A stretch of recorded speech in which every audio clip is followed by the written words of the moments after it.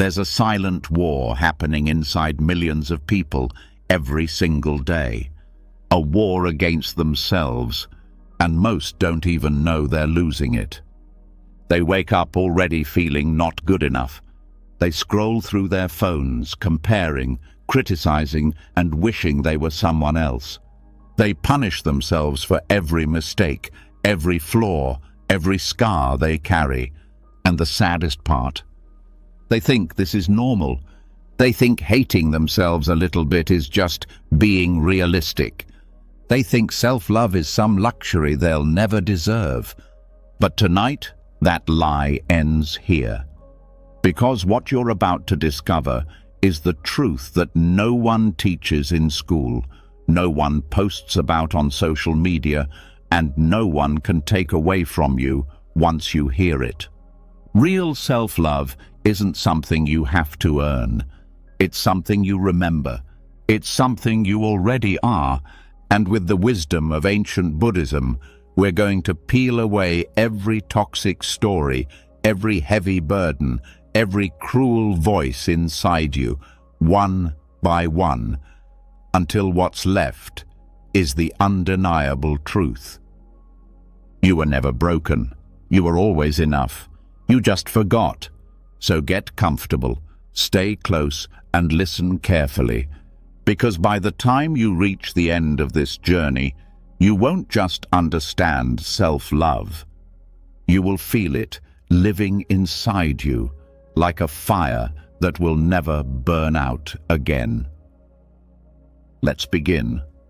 And if you're still here, it means some part of you is ready. Ready to stop surviving and start living with yourself differently. So let's go straight into the first doorway of real self-love, the one most people never dare to open, the mirror of kindness. There's a hidden place inside every human heart that has been waiting a very long time to be seen. Not judged, not fixed, just seen. It's the part that broke the first time love was withheld, the part that tightened up the first time shame was thrown like a stone. It's not weak, it's not wrong, it's not a mistake. It is the wounded innocence that still exists underneath every hard shell, every angry outburst, every self-destructive habit. And until this part is recognized with softness instead of criticism, until it is approached like a lost child found crying in the woods, self-love will always feel like a trick you can't figure out. The world has trained people to stand over their wounds like cruel judges, to demand explanations, to label themselves as defective for feeling pain. But Buddhism teaches another way, a radical way. Not to destroy the wounded self, not to deny it, but to sit beside it with open arms, exactly as it is, without needing it to change first. The moment you look inward and stop asking, "What's wrong with me?" and start asking, "What hurt you so badly that you had to build these defenses?" everything shifts. Self-love is not born from pride or performance. It begins the moment kindness touches the places inside you that you once decided were too broken to be forgiven. It starts when you see the trembling parts of yourself not as enemies, but as survivors of a battle you were too young to fight. No one teaches this because a world addicted to comparison profits from self-hatred. If everyone remembered their inner child's sacredness, advertising would collapse, industries would starve, and people would stop chasing things to fix a pain that was never caused by a lack of achievement, beauty, or wealth in the first place. It was caused by forgetting their own enoughness. Buddhism whispers a truth modern life screams over. Your pain is not proof of failure. It is proof that you are still tender enough to feel, still human enough to heal. When you approach yourself the way a wise monk would approach an abandoned, terrified child, the whole script of your life starts to rewrite itself. Instead of demanding that the child stop crying, you kneel down, you open your arms. You don't say, "Why aren't you tougher?" You say, "You're safe now, I'm here. You don't have to be alone anymore." This is not weakness. This is the first real act of strength, and it is revolutionary. No guru, no success, no relationship will give you peace until you do this for yourself. Every self-sabotage is a cry from that child asking, "Will you finally listen to me?" Every time you numb, lash out, give up, it's not because you're hopeless. It's because there's a wounded innocence inside you that still thinks no one will come for it unless it's perfect. But you are not here to earn your own acceptance. You are here to reclaim it. One of the most sacred teachings of Buddhism is that suffering is not personal. It's not a punishment, not a condemnation. It's the natural outcome of forgetting the true nature of life and the true nature of yourself. That part of you that aches, that feels too much, that struggles, was never meant to be a reason for shame. It was meant to be an invitation back to your original softness, the unbreakable tenderness that existed before the world taught you otherwise. And when you meet that wounded place with kindness instead of judgment, you start undoing the karma of harshness that has been passed down for generations. You stop the cycle where it matters most, inside your own heart. Self-love begins with recognition, not repair. You don't need to fix what's hurt inside you before you deserve love. You need to see it, honor it, hold it as precious, just like a monk would hold a chipped bowl used for sacred offerings, seeing beauty in its cracks, not in spite of them. Every memory that stings, every regret that burns, every insecurity that gnaws at you like a hungry ghost is another chance to practice the mirror of kindness. To say to yourself, "I see you. You are not disgusting. You are not too much. You are not too little. You are still worthy." Right now, without conditions, without edits, without needing to explain your wounds or perform your worth. Many people fear that if they show themselves kindness, they'll become lazy, soft, selfish. That fear is not born from truth. It's born from a world that profits off your self-rejection. In reality, the more tenderness you show yourself, the stronger you become. Kindness doesn't weaken you. It wakes up your sleeping courage. It makes you more resilient, not less. Think of the greatest healers, the ones whose compassion changes lives. Were they weak, or were they the ones who turned their own pain into a bridge for others? It starts inside you, with one decision, the decision to stop being the executioner of your own heart.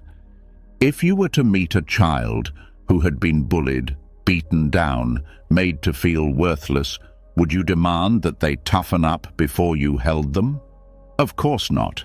You would drop everything, rush to them, and embrace them with everything you have. So why is it so hard to offer the same to the parts of yourself that still carry those bruises? Why do you demand strength before offering safety? Real strength is offering safety first. Real healing is offering love first. That is the mirror of kindness. That is the first gateway to real self-love. When the Buddha spoke of compassion, he was not speaking only of giving it to others. He was also speaking of giving it to the most difficult being you will ever meet, yourself. And not just when you're proud of yourself, not just when you succeed, not just when you're spiritual enough, but when you're messy, when you're lost, when you think you are the least deserving of forgiveness. That's when it matters most. That's when the seeds of true transformation are planted. Meeting yourself with judgment only deepens the original wound. Meeting yourself with kindness begins to close it, slowly, gently, honestly. It won't happen overnight. Just as a broken tree takes seasons to heal, your own healing will unfold in rhythms beyond your control.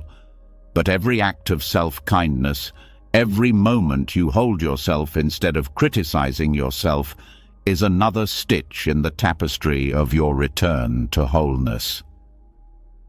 It takes great courage to choose kindness when the world taught you cruelty. It takes fierce rebellion to soften when you were trained to harden. But every time you look into the mirror and choose to see a being worthy of tenderness, you are defying every lie you were ever told. You are choosing life over numbness. You are choosing freedom over fear. You don't have to wait until you are perfect to love yourself. You don't have to wait until your life looks like a glossy picture to offer yourself mercy. The child inside you is not waiting for you to become someone else. That child is waiting for you to finally say, "You are enough, exactly as you are." And when you say it, when you mean it, something ancient and beautiful begins to stir inside you. A memory, a knowing, the truth that you were never unworthy to begin with. You just forgot. This is why the mirror of kindness is not a luxury. It's not optional. It's the first and most necessary step toward reclaiming your real self. Without it, every affirmation, every meditation, every goal will feel hollow, because deep down, the part of you that's still hurting will keep asking, "Do you love me yet?" And the only answer that will ever silence that question is yes. Yes, I love you. Especially when you think you don't deserve it. Especially when you think you've failed. Especially when you don't know how to fix yourself. I love you then, most of all. Self-love is not a finish line you reach after fixing yourself. It is the soil you must plant your healing in, the water you must give your future, the air you must breathe in every day. It is not something you will achieve, it is something you must allow. And the more you allow kindness to flood the places you once rejected, the more you will see yourself not as a project to complete, but as a mystery to honor. Not as a problem to solve, but as a sacred life to protect. You are not broken, you are becoming. Hold the mirror up now. Look into it with the eyes of a mother seeing her lost child, a sage seeing a hidden jewel, a sky seeing the river reflecting its own beauty. This is the first secret of real self-love. To stop running from yourself, to stand still, to open your arms, to say, without hesitation, "Welcome home." When you finally start seeing yourself through the mirror of kindness, something old and stubborn inside you may still resist. Not because you are doing it wrong, but because guilt has a long memory. Guilt is the shadow that clings to even the smallest steps of healing. It whispers that you don't deserve forgiveness, that some things can never be washed clean. And if you don't know how to meet that guilt, it can quietly strangle your newfound self-love before it ever fully blooms. That's why the next step matters even more. You don't fight guilt by arguing with it. You don't overpower it with logic. You dissolve it. You breathe through it. You melt it from the inside out. And tonight, we learn exactly how. There is a kind of breathing that isn't about survival, but about liberation. Most people breathe only enough to stay alive, but not enough to heal. Their breaths are shallow, tight, trapped in the top of the chest like small scared birds. And when guilt, shame, or regret show up, their breathing becomes even tighter, locking the pain deeper inside the body. Buddhism teaches that the breath is not just air. It is life itself, a bridge between the mind and the body, the past and the present. Every conscious breath is an invitation back to the truth that you are already free. But few people ever learn to accept that invitation. They stay locked in their stories of guilt, replaying old mistakes like broken records, punishing themselves for things that no longer exist, except in memory. The breath that forgives is different. It's not a thinking process. It's not about analyzing the guilt, explaining it, justifying it. It's about meeting the heaviness inside your chest with something softer, deeper, older than guilt itself. Your own living spirit. Guilt contracts, it closes, it suffocates. But the breath expands, it opens, it releases. When you meet guilt, not with more mental noise, but with quiet, steady breathing, something extraordinary starts to happen. The guilt doesn't disappear instantly. It begins to dissolve the way morning mist fades under the steady rising of the sun. No drama, no battle, just patient melting. When you sit quietly and breathe consciously, you are telling your nervous system, it is safe to let go now. You are telling the parts of yourself that still think punishment is the only way forward. You are forgiven, even if you don't believe it yet. You are offering your own body a chance to unwind the thousands of tiny knots tied by shame and regret. And you don't have to deserve it first. The breath makes no demands. It only offers. Deep breathing is like a silent act of mercy toward yourself. Each inhale is a quiet, I accept you. Each exhale is a soft, I release you. Inhale, acceptance. Exhale, forgiveness. Inhale, I am willing to stay. Exhale, I am willing to let the past leave. No rushing, no forcing. Just steady trust that your body knows how to heal if you stop standing in its way. Many people misunderstand forgiveness. They think it means pretending something didn't hurt, or letting someone else off the hook. But true forgiveness, especially toward yourself, is something far more profound. It's the recognition that carrying guilt forever does not undo the past. It only poisons the present. It is the wisdom of realizing that you can honor the lessons of your mistakes without chaining yourself to them for the rest of your life. There is a Buddhist practice called Tonglen, where you breathe in suffering and breathe out compassion. When applied inwardly, it becomes one of the most powerful medicines for guilt. You breathe in your own pain without running from it, without labeling it bad. And then you breathe out kindness, sending it first to yourself. It's not about erasing what happened, it's about transforming your relationship to it. Instead of guilt becoming a prison, it becomes a doorway into deeper understanding, into deeper tenderness toward your own fragile, beautiful humanity. When you breathe consciously, you stop recycling the same old stories in your mind. You step out of the spinning wheel of blame and punishment. You step into the living moment where guilt cannot survive. Guilt lives in memory. Healing lives in presence. The more you breathe fully into now, the less power guilt has over you. At first, guilt may scream louder. It may try to convince you that you are betraying something by letting it go, that you are abandoning your responsibility, that you are being naive. But these are the last cries of a ghost losing its grip. The more you breathe, the less you argue.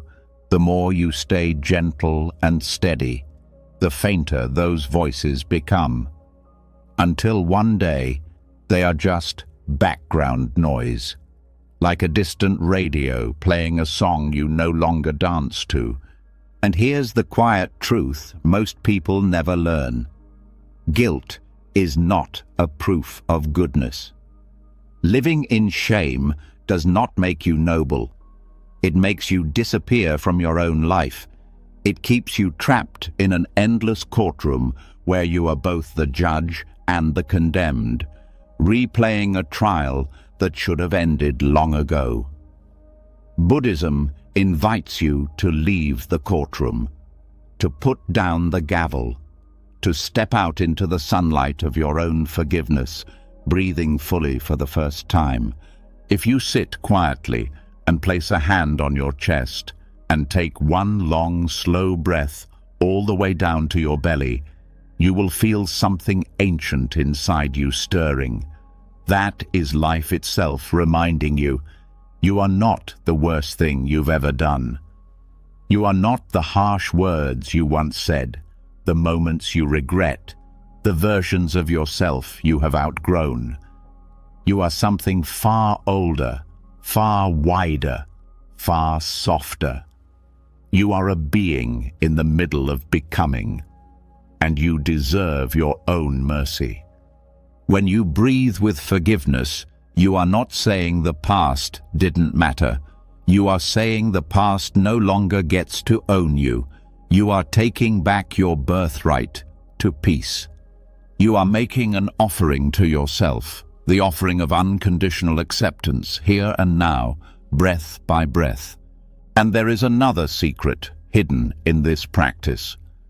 The more you learn to forgive yourself, the easier it becomes to forgive others. Because forgiveness is not really about fairness. It is about freedom. It is about choosing not to carry the burning coal of resentment in your own hands, even when you believe someone else deserves punishment, especially when you believe that. Every moment you refuse to forgive, you are punishing yourself far more than anyone else. Deep breathing trains your body to remember what freedom feels like. The lightness, the openness, the absence of heaviness pressing down on your chest. It's not a theory, it's not an affirmation. It's a living experience. You will know it when you feel it, and the more you practice, the more natural it becomes. Forgiving yourself through breathing is the act of saying, I trust that my worth was never destroyed by my worst mistakes.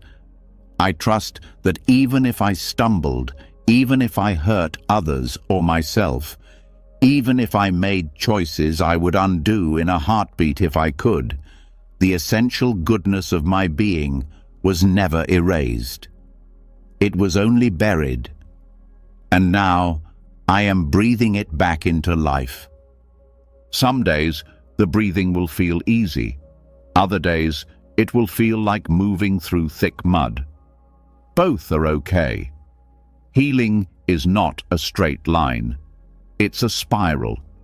You may pass by the same old pains again and again, each time at a slightly higher level of understanding. Don't be discouraged. Don't judge yourself for feeling heavy. Breathe through it. Breathe anyway.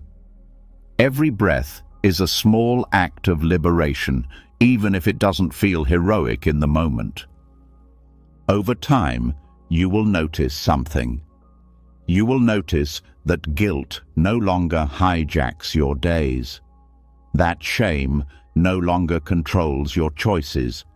That when the old voices of punishment rise up, you can meet them not with panic, but with breath, with patience, with kindness.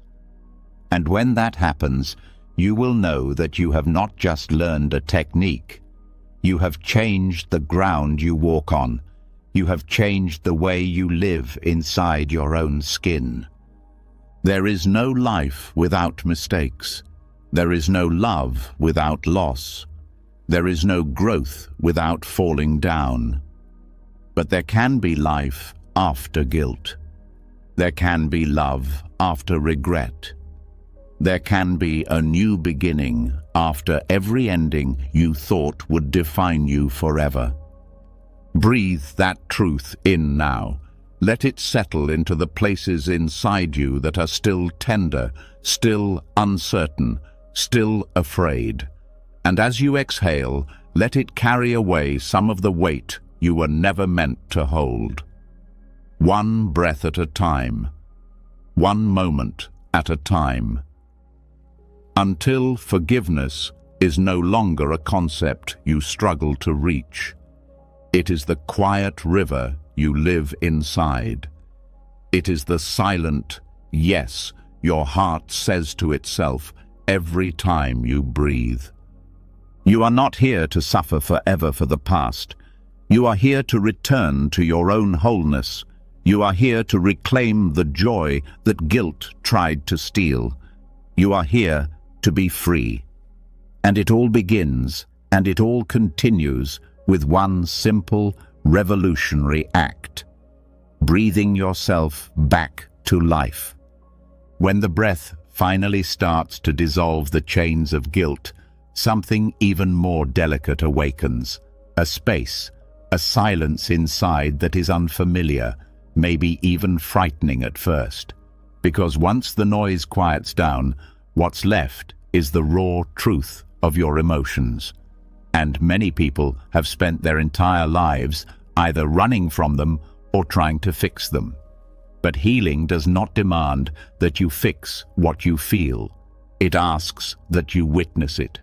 This is the doorway most skip over without even realizing it, becoming the compassionate witness of your own inner life. And it will change everything. There is an ancient strength hidden in stillness, not the frozen stillness of fear, but the alive stillness of pure presence. Buddhism teaches that there is a kind of love far greater than praise or encouragement. It is the love of simply seeing, of bearing witness, of standing beside pain without trying to erase it, solve it, shame it, or rush it away. And for many, this is the first time in their entire lives that they will be seen this way, not by another person, but by themselves. Most people live trapped in a frantic cycle inside their own heads.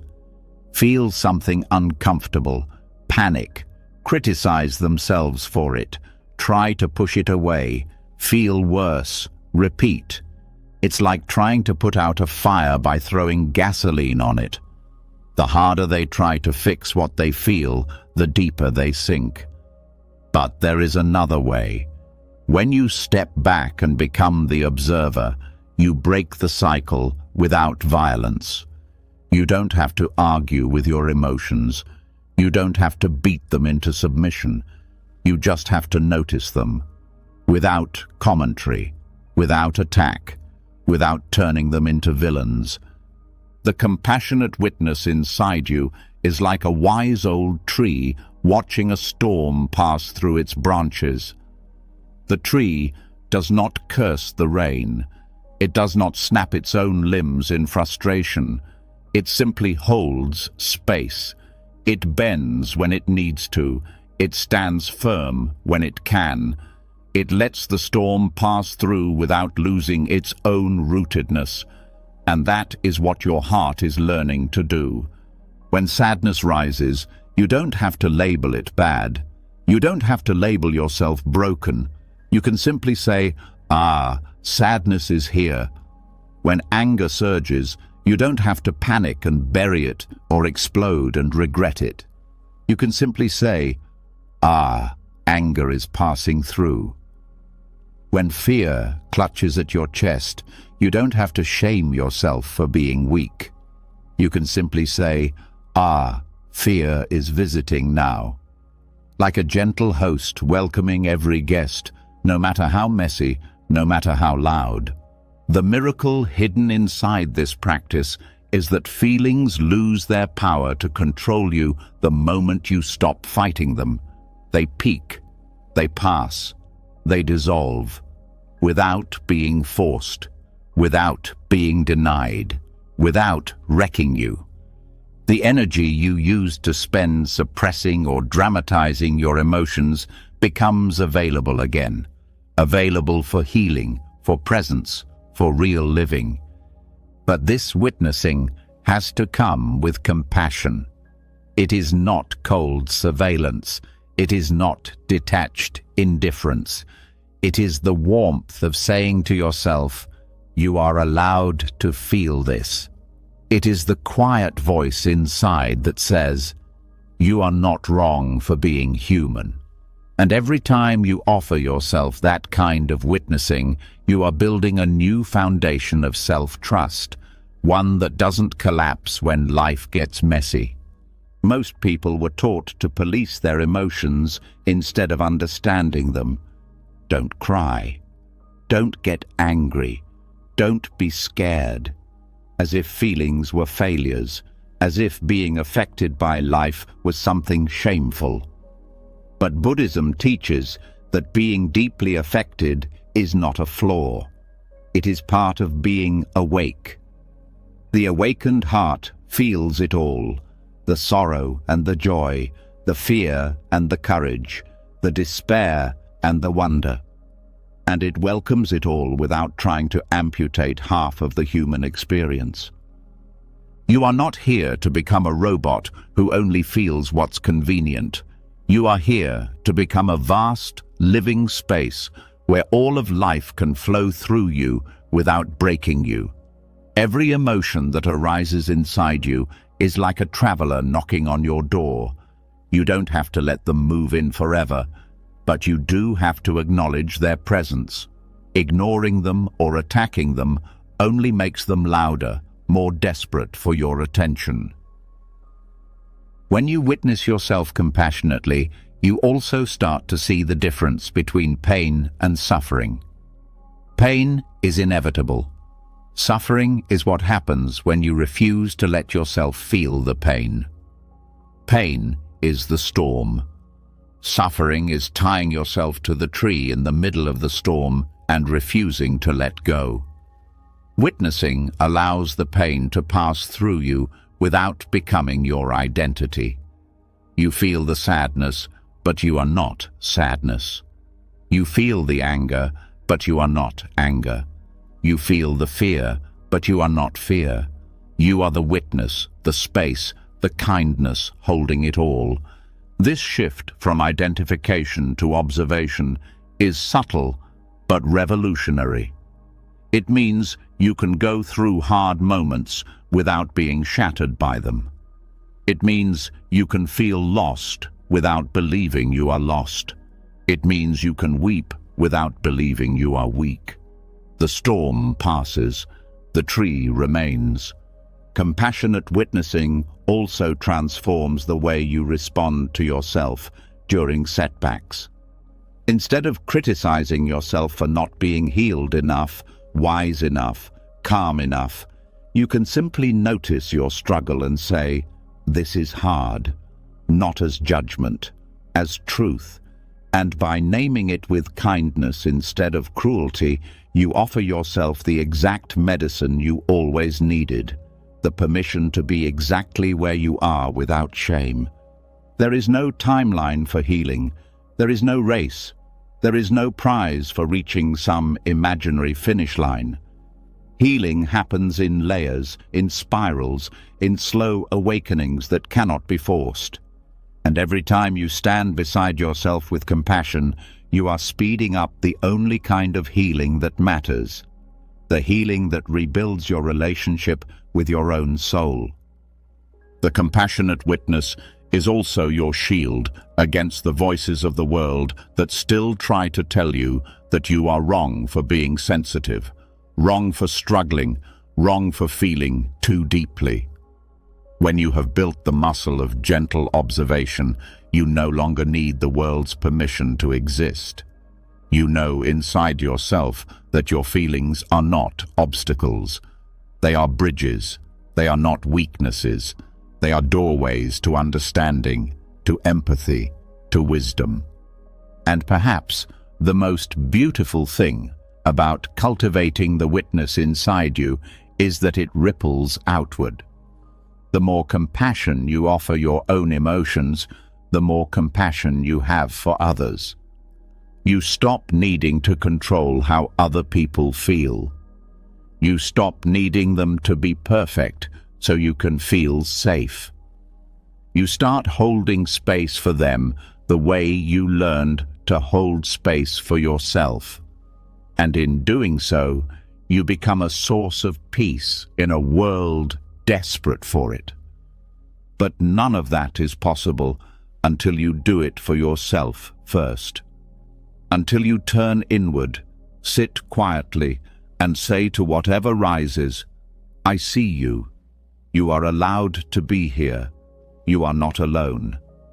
No fixing, no scolding, no rushing, just presence, just breath, just the steady, unwavering kindness of a heart that is learning to stay. When storms of emotion come, and they will, you will not always feel ready. You will not always feel brave, but you can always be willing. Willing to sit, willing to stay, willing to witness. And that willingness will carry you farther than any technique, any affirmation, any desperate search for a solution. Self-love is not built through perfection. It is built through presence, through the small, ordinary, brave act of staying with yourself exactly as you are. No edits, no apologies, no masks. Just the raw, living truth of being human, seen, honored, and loved by the only person who can never abandon you, yourself. Tonight, as you listen, you are already practicing. Every breath you take, every feeling you allow without judgment, every moment you stay with yourself when it would be easier to run away, you are weaving a new pattern into your life, a pattern of trust, a pattern of kindness, a pattern of deep, unshakable love. And this is how you become whole, not by chasing some future version of yourself, but by witnessing the version that stands here now, messy, beautiful, hurting, healing, and offering it the blessing it has been waiting for all along, your own unconditional presence. Once you learn how to witness yourself without rushing to fix what you feel, a new kind of silence starts to grow inside you. Not an empty silence, but a full one, a silence full of life, of breathing space, of unexpected tenderness.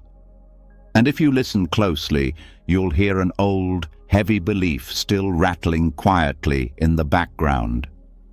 A belief that most people have carried for so long, they mistake it for the truth itself. The belief that love must be earned, that being alive is not enough, that worthiness has to be proven. This belief is the invisible cage around most hearts. Tonight, we are going to tear it down. There's a harsh story stitched into the fabric of modern life, repeated so often it sounds like common sense. Be good enough and you'll be loved. Achieve enough and you'll be valued. Perform enough and you'll be safe. Fail and you lose it all. It's a brutal contract, written in invisible ink, signed in childhood without ever agreeing to it. And unless you recognize it for the lie it is, you will spend your whole life sprinting on a treadmill that never stops, convinced that somewhere just ahead, if you run hard enough, love will finally be waiting. But it never is, because love was never meant to be earned. Love was meant to be remembered. Buddhism does not teach that you must earn your right to exist. It does not say you have to accumulate virtues like trophies to deserve your own tenderness. It points to something far simpler, far more radical. Your existence itself is enough. Your being, breathing, feeling, living is already a miracle. You were never meant to perform worthiness like a circus act. You were meant to awaken to it like opening your eyes after a long sleep. The myth of deservingness teaches that mistakes make you unworthy. That weakness makes you undeserving. That failure makes you unlovable. But these are the illusions of a world obsessed with conditions. In truth, your worth has never fluctuated. It does not rise and fall with your successes or your failures. It is as steady as the sun behind the clouds, untouched by storms, untouched by seasons. Every time you tell yourself, "I'll love myself when I lose the weight, when I fix my temper, when I become more successful, when I stop making mistakes," you are placing love on a horizon that keeps moving farther away. And no matter how fast you run, you will never catch it, because the problem was never speed. It was direction. Love does not live in the future. It lives here, now, in this breath, in this heartbeat, in this messy, miraculous moment. Dismantling the belief that you must earn love is not easy. It goes against everything you've been taught. It feels reckless at first, dangerous even, like you are giving up the only thing that kept you moving forward. But what you are giving up is not growth. You are giving up the whip you have been using to drive yourself. Growth still happens without cruelty. Evolution still happens without shame. In fact, it happens better, because when you stop relating to yourself as a project that needs fixing, you finally create the safety necessary for real transformation to unfold. Think of a child learning to walk. They stumble, they fall, they cry. No one sane stands over them shouting, "You're worthless until you can run a marathon." No, they are loved fiercely in every stage, crawling, wobbling, falling, getting up again. Their worth is never questioned. It is obvious, visible in every clumsy, beautiful step. Somewhere along the way, you forgot you are still that child. You believed the lie that love depends on performance. Tonight, you start to unlearn it. The heart does not open through pressure. It opens through permission, the permission to exist without needing to justify every breath you take, the permission to matter even when you are ordinary, even when you are hurting, even when you are lost.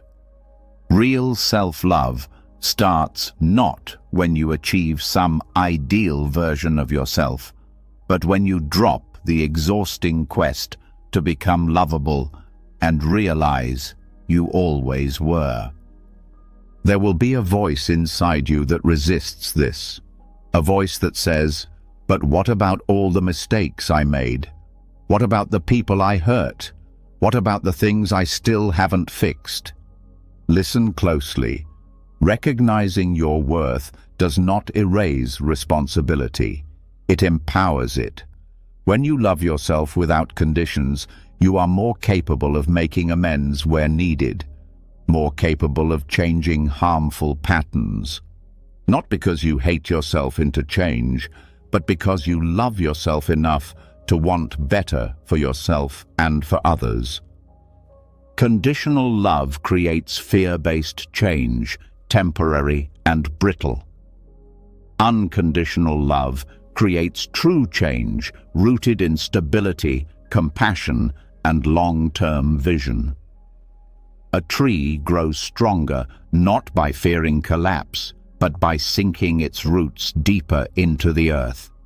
You grow stronger not by fearing unworthiness, but by remembering the foundation that was always there beneath your fear. Buddhism speaks of Buddha nature, the idea that every being, no matter how lost or confused, carries an indestructible spark of wisdom and goodness within them. This spark is not earned. It is revealed. It is uncovered through practice, through kindness, through remembering. And the first step to uncovering your own Buddha nature is letting go of the belief that you need to earn what you already are. You were worthy before you spoke your first word, before you achieved anything, before you failed anything, before you understood anything, and you are worthy now, no matter how tangled your life feels. No mistake, no regret, no wound can erase that. Undoing the myth of deservingness also changes the way you relate to others. You stop measuring them by their achievements, their mistakes, their performances. You start seeing the sacredness underneath. You start offering the love you always needed, unconditional, steady, real, and in doing so, you free not only yourself, but everyone around you. It takes practice to live this way, to catch yourself when you start slipping back into the old mindset of earning love, to stop treating self-care, rest, joy, and kindness as rewards you have to win, and start treating them as rights you were born with. It takes practice to hear the voice that says, "You don't deserve this yet," and answer back, "I don't have to deserve it. I already am it." You will forget sometimes. You will fall back into the chase. That's okay. Every time you remember again, you are carving a new path through the dense forest of old conditioning. Every time you turn toward yourself with love without waiting for permission, you are planting seeds of freedom that will bloom for the rest of your life.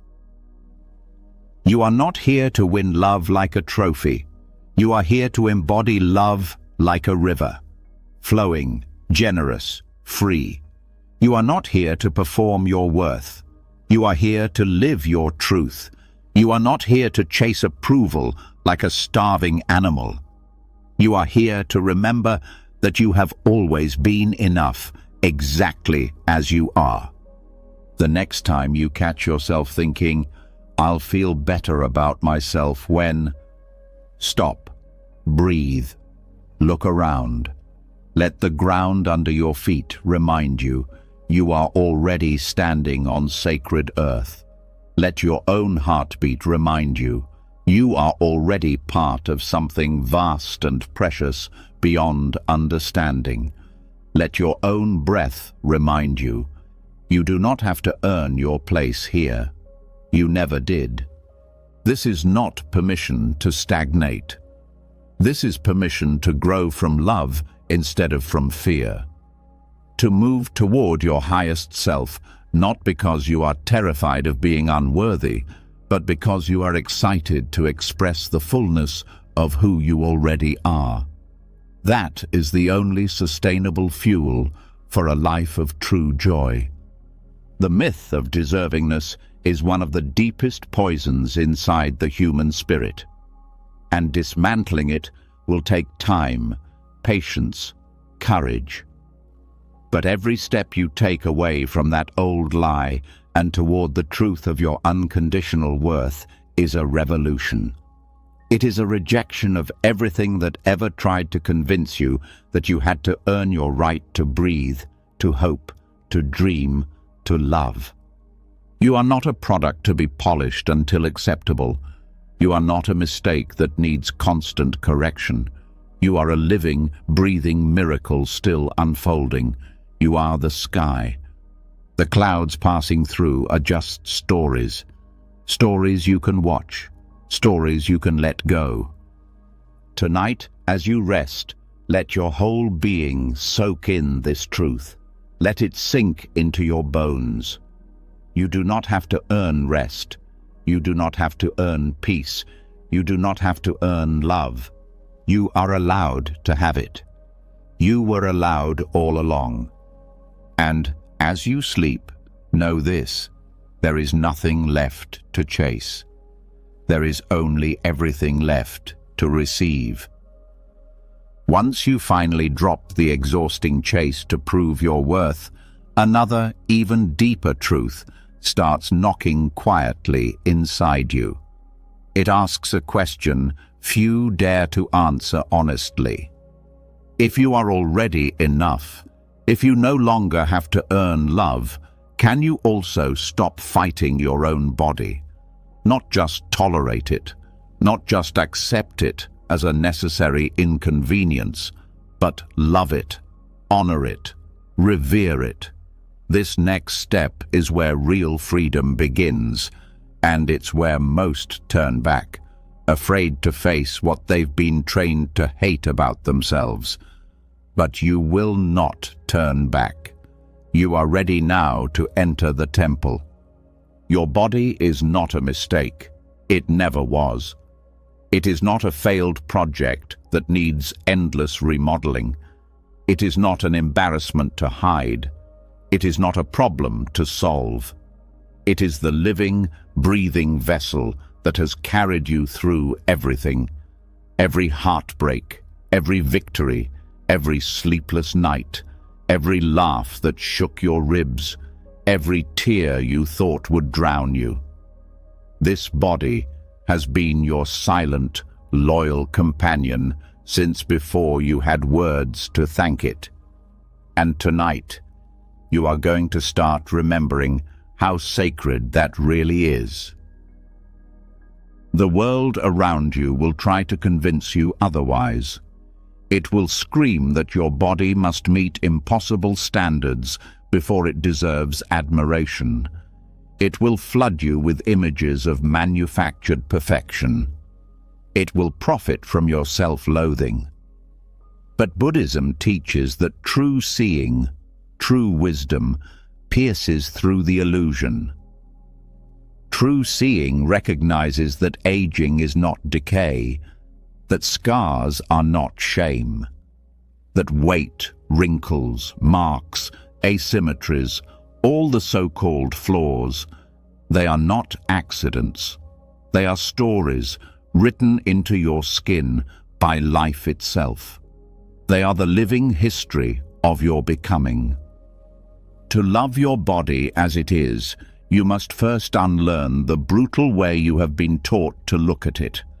You must put down the weapons of comparison, the poisons of judgment, the endless measuring and punishing.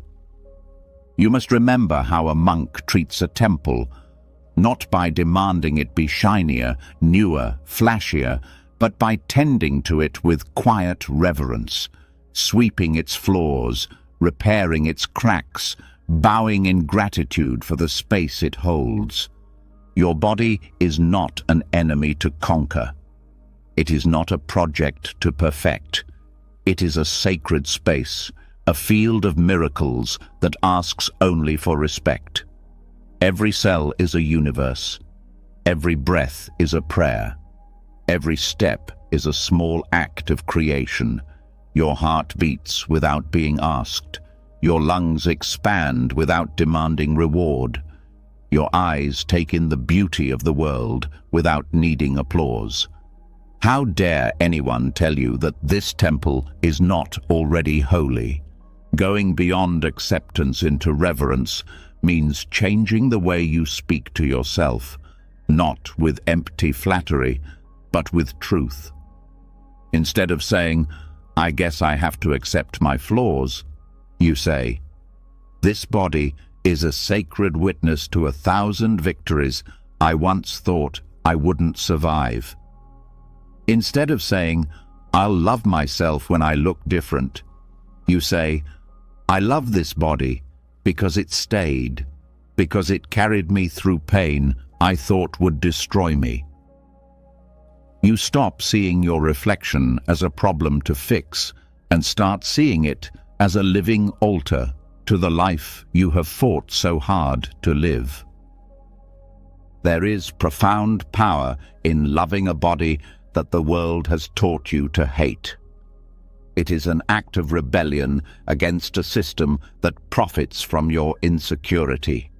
It is a return to a wisdom older than any magazine cover or cruel advertisement. It is a remembering that the body is not a decoration. It is a carrier of spirit, a bridge between earth and sky, a home for consciousness to dance in, a miracle-wearing skin. Buddhism reminds us again and again that form is emptiness and emptiness is form. Your body is not just flesh and bone. It is the dynamic expression of life itself. It is made of the same elements as the stars, the rivers, the mountains. When you criticize your body, you are not criticizing a thing. You are criticizing a miracle you have not yet fully understood. And here's a secret the beauty industry will never tell you. No one has ever hated themselves into feeling beautiful. No one has ever shamed their body into feeling free. True radiance is not a shape. It is not a number. It is not a wrinkle-free face or a sculpted silhouette. True radiance is the glow of someone who is no longer at war with themselves. It is the soft, magnetic peace of someone who has made a home inside their own skin. You do not need to wait until your body changes to offer it the love it has always deserved. Love it now, exactly as it is. Love it when it aches. Love it when it feels heavy. Love it when it feels strange. Love it when it surprises you with strength you didn't know you had. Love it even when you don't understand it, because it has loved you without question since the moment you were born. This does not mean abandoning care. It does not mean neglecting your health. It means shifting the reason you care. You eat nourishing food not to punish your body, but to honor it. You move not to force it into a shape, but to celebrate its capacity for movement. You rest not because you are weak, but because you are wise enough to listen to what the temple needs. There will be days when it feels hard, days when old voices creep back in, whispering criticisms, pointing out flaws. That's okay. You don't have to fight them with anger. You meet them with presence. You meet them with the quiet, steady voice inside you that says, "This body is sacred ground. I will not desecrate it with shame." You remember that every wrinkle is proof that you laughed and cried and lived, that every scar is proof that you healed, that every stretch mark is proof that you grew, that every pound gained or lost is proof that you adapted to survive. Your body is a living record of courage. When you bow to your body instead of cursing it, you step into a kind of power that cannot be taken away. You no longer need external validation to feel beautiful. You no longer need to shrink yourself to be acceptable. You no longer need to hide. You walk through the world with the quiet strength of someone who knows they are already enough, not because someone else said so, but because you have seen it with your own eyes. And in loving your body as it is, you also open the door to deeper compassion for others. You stop judging them by their appearances. You stop assuming their worth is tied to how they look. You start seeing their bodies, too, as sacred temples, carrying hidden histories you may never fully understand, and you treat them, and yourself, with the reverence all life deserves. The journey to loving your body is not linear. Some days you will feel radiant. Some days you will struggle. Both are part of the path. What matters is that you keep walking it. What matters is that you refuse to turn your own temple into a battlefield again. What matters is that you choose over and over to stand on the side of love. Tonight, as you breathe, let your body be enough. Let your heartbeat be enough. Let your breath be enough. Place your hands gently over your chest and thank this body for staying, for carrying you, for enduring every burden you placed on it without asking for anything in return. Whisper to it softly, I see you, I honor you, I love you. And know that every word is a thread weaving you back into wholeness. You are not here to fix yourself. You are here to remember the sacredness you forgot. You are here to return to the temple you have always lived in. And you are here, finally, to bless it with the love it always deserved. When you finally stop punishing your body and start seeing it as sacred, you begin to notice something even deeper, something that has been shaping your life from the shadows all along. It is not the body alone that carries the wounds of shame and judgment. It is the voice inside, the quiet whisper that speaks to you when no one else is around, the voice that comments on every choice you make, every mistake you regret, every hope you dare to hold. That voice is not neutral. It is powerful. It plants seeds with every word. And those seeds grow into the forest you will one day have to walk through. Tonight, we start changing the landscape. The way you speak to yourself is not just a habit. It is an act of creation. Buddhism teaches that every word, every thought, every intention leaves a trace. It is karma, not as punishment, but as planting. Every time you call yourself worthless, you are planting weeds that will choke your future peace. Every time you call yourself weak, you are carving deep ruts that your life will unconsciously follow. And every time you speak to yourself with kindness, with patience, with encouragement, you are planting gardens that will feed your spirit long after today's struggles have been forgotten. Your inner words are not harmless background noise. They are the architects of your future. They are the sculptors of your mood, your courage, your hope. And yet, most people let their inner words run wild, fueled by old fears, old criticisms, old beliefs they never even chose for themselves. They speak to themselves in ways they would never speak to a friend. They whip themselves with sentences sharpened over years of invisible battles. And then they wonder why peace feels so far away. Tonight, you are going to start listening more carefully, not with judgment, not with panic, but with curiosity. What are you planting with your inner voice? What kind of forest are you building inside your mind? Is it a place where your spirit can rest, grow, and thrive? Or is it a thorny, tangled prison where you are your own jailer? Changing your self-talk is not about repeating shallow affirmations you don't believe. It's about seeing clearly. It's about noticing the hidden assumptions underneath your thoughts. It's about interrupting the autopilot of cruelty you have been taught to call normal.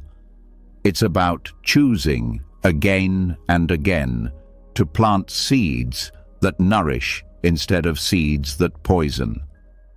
When a harsh inner voice rises up, "You're such a failure. You're never going to change. You always mess things up." Don't try to argue with it at first. Just notice it. Witness it the way a monk watches a cloud pass across the sky. See how old it feels. See how heavy it sounds. Realize it is not the voice of truth. It is the echo of every wound you never deserved. Once you notice it, you can begin to change it. Gently, persistently, like pulling weeds, not with rage, but with steady hands. You catch the harsh voice and you respond with something different, something kinder, something more true. You do not pretend the pain isn't there. You simply refuse to keep feeding it. Instead of, "I'm a failure," you say, "I'm learning, and that takes courage." Instead of, "I'll never change," you say, "I am changing, even when it feels slow." Instead of, "I always mess things up," you say, "I am doing my best, and that is enough for today." You are not lying to yourself. You are telling a deeper truth, a truth that leaves space for imperfection, for growth, for humanity, a truth that waters the seeds of self-respect and hope instead of pouring acid on them. Buddhism teaches that what you frequently think about, you become. Your mind is like a field. If you plant thorns, you will walk through thorns. If you plant flowers, you will walk through flowers. But the mind does not care what you plant. It will grow whatever seeds you choose. This is both the danger and the opportunity. Most people do not realize that every insult they repeat to themselves becomes a little heavier to carry. That every harsh word they breathe into their own chest becomes another thread in the net that keeps them trapped. Freedom is not found in external achievements. It is found in the invisible decision to start speaking differently inside your own head. And when you commit to this change, when you start planting different seeds, you won't see the results overnight.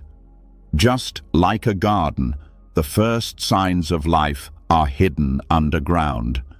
You keep speaking with patience even when it feels silly. You keep choosing kindness even when cruelty feels more familiar. You keep pulling out the old weeds even when you are tired. And one day, quietly, without fanfare, you notice something different. You catch yourself feeling calm where you used to feel panic. You hear your inner voice offering encouragement instead of criticism. You find yourself walking through the forest of your own mind without fear. This is not a small change. It is the foundation of everything. Your destiny is not written in stone. It is written in the words you speak to yourself when no one is listening. There will be days when the old voices are louder. Days when your self-talk slips back into old patterns of fear and judgment. That's normal. It does not mean you are failing. It means you are human. It means the forest is still growing. It means you are still learning which seeds to nourish and which to starve. On those days, do not panic. Do not give up. Simply notice. Simply breathe. Simply return to the gentle discipline of choosing your words with care. Every word matters. Every thought matters.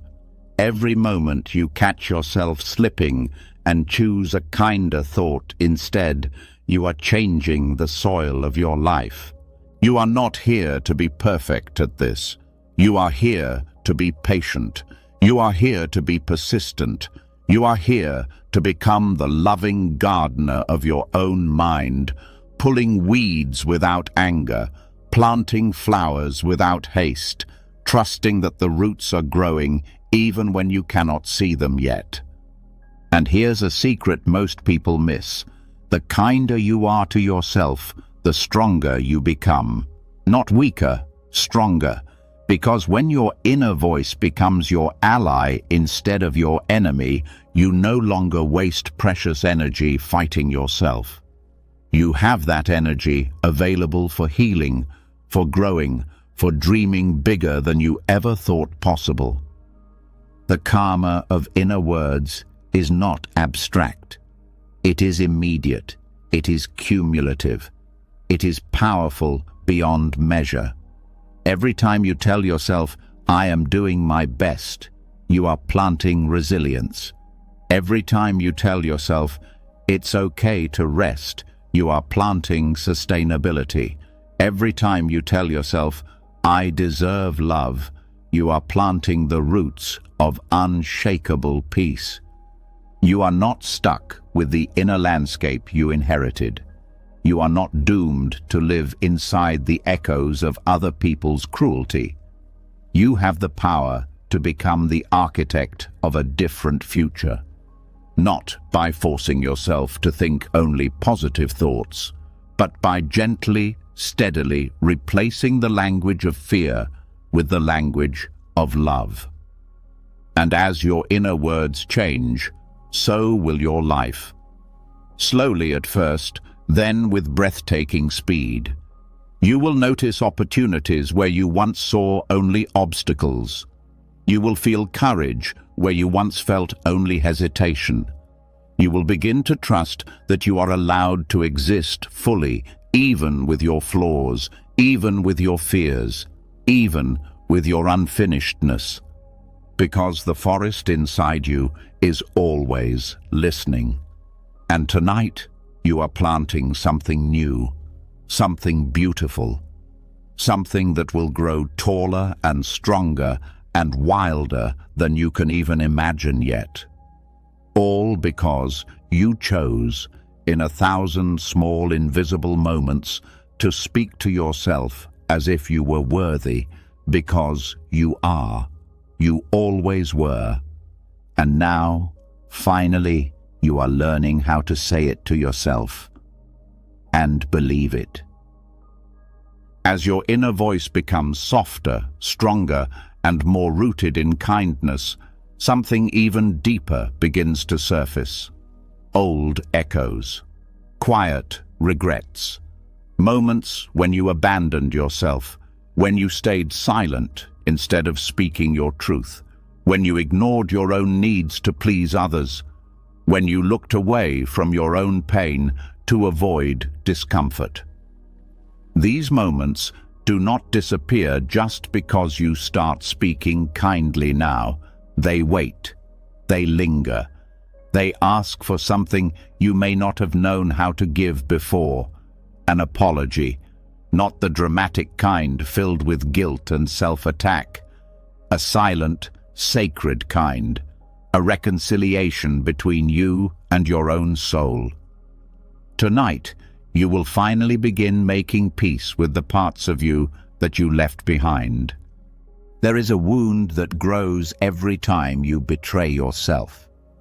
It doesn't scream. It doesn't demand attention. It quietly hardens. It quietly builds walls. It quietly teaches you to stop trusting yourself.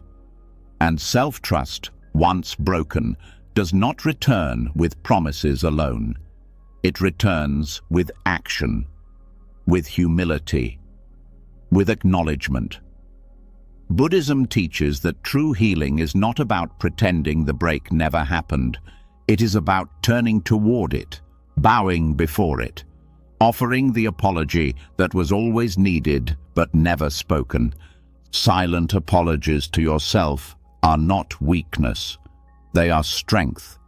They are the courageous act of taking responsibility without punishment, of recognizing where you abandoned your own truth and instead of whipping yourself for it, kneeling beside that wound and whispering, "I'm sorry I left you. I'm here now." The moments you betrayed yourself were not because you were evil or broken or stupid. They were survival strategies. You stayed silent to avoid rejection. You hid your truth to feel safe. You abandoned your needs because somewhere deep inside you were taught that your needs didn't matter. This is not about blame. This is about understanding. And from understanding, real forgiveness can bloom. The silent apology practice is simple, but not easy. You sit quietly. You breathe. You remember a moment, any moment, when you felt that sharp little pain inside, the one that said, "This isn't right," and you ignored it anyway. Not to punish yourself, not to spiral into shame, but to honor the wound with presence. And when that memory rises, instead of analyzing it, instead of judging it, you place your hand over your heart and you say internally, "I'm sorry. I see you now. You didn't deserve to be abandoned. I will not abandon you again." No drama, no self-attack, just honesty, just care. Some wounds will rise quickly, some will resist being seen, some will feel too raw, too tangled in old shame. That's okay. You do not have to force anything. Healing is not about digging. It's about creating the conditions where what needs to be healed feels safe enough to surface. And when it does, you stay. You do not run. You do not numb. You stay. You offer the silent apology without conditions, without buts, without trying to justify why you had to betray yourself. You simply acknowledge it. You let yourself feel the sadness of it. You let yourself breathe through the ache of it. And in doing so, you begin to reweave the fragile threads of trust inside your own heart. Self-betrayal leaves deep marks because it teaches you that you are not safe with yourself. It teaches you that even you cannot be trusted to protect your truth. And that loss of safety seeps into everything. Your relationships, your choices, your dreams. Silent apologies begin the slow, beautiful work of stitching safety back together. You do not heal self-betrayal by punishing yourself harder. You heal it by returning to the place where you first abandoned yourself and choosing differently now. By standing with yourself when you once walked away. By listening where you once silenced. By believing yourself where you once doubted. And here's a truth most people never learn. The more silent apologies you offer yourself, the more naturally you will start acting differently. Not because you force it, but because you no longer want to abandon yourself again. You no longer want to feel that ache of self-abandonment. You choose differently because you love differently, because you trust differently. Silent apologies also free you from the endless cycle of seeking apologies from others.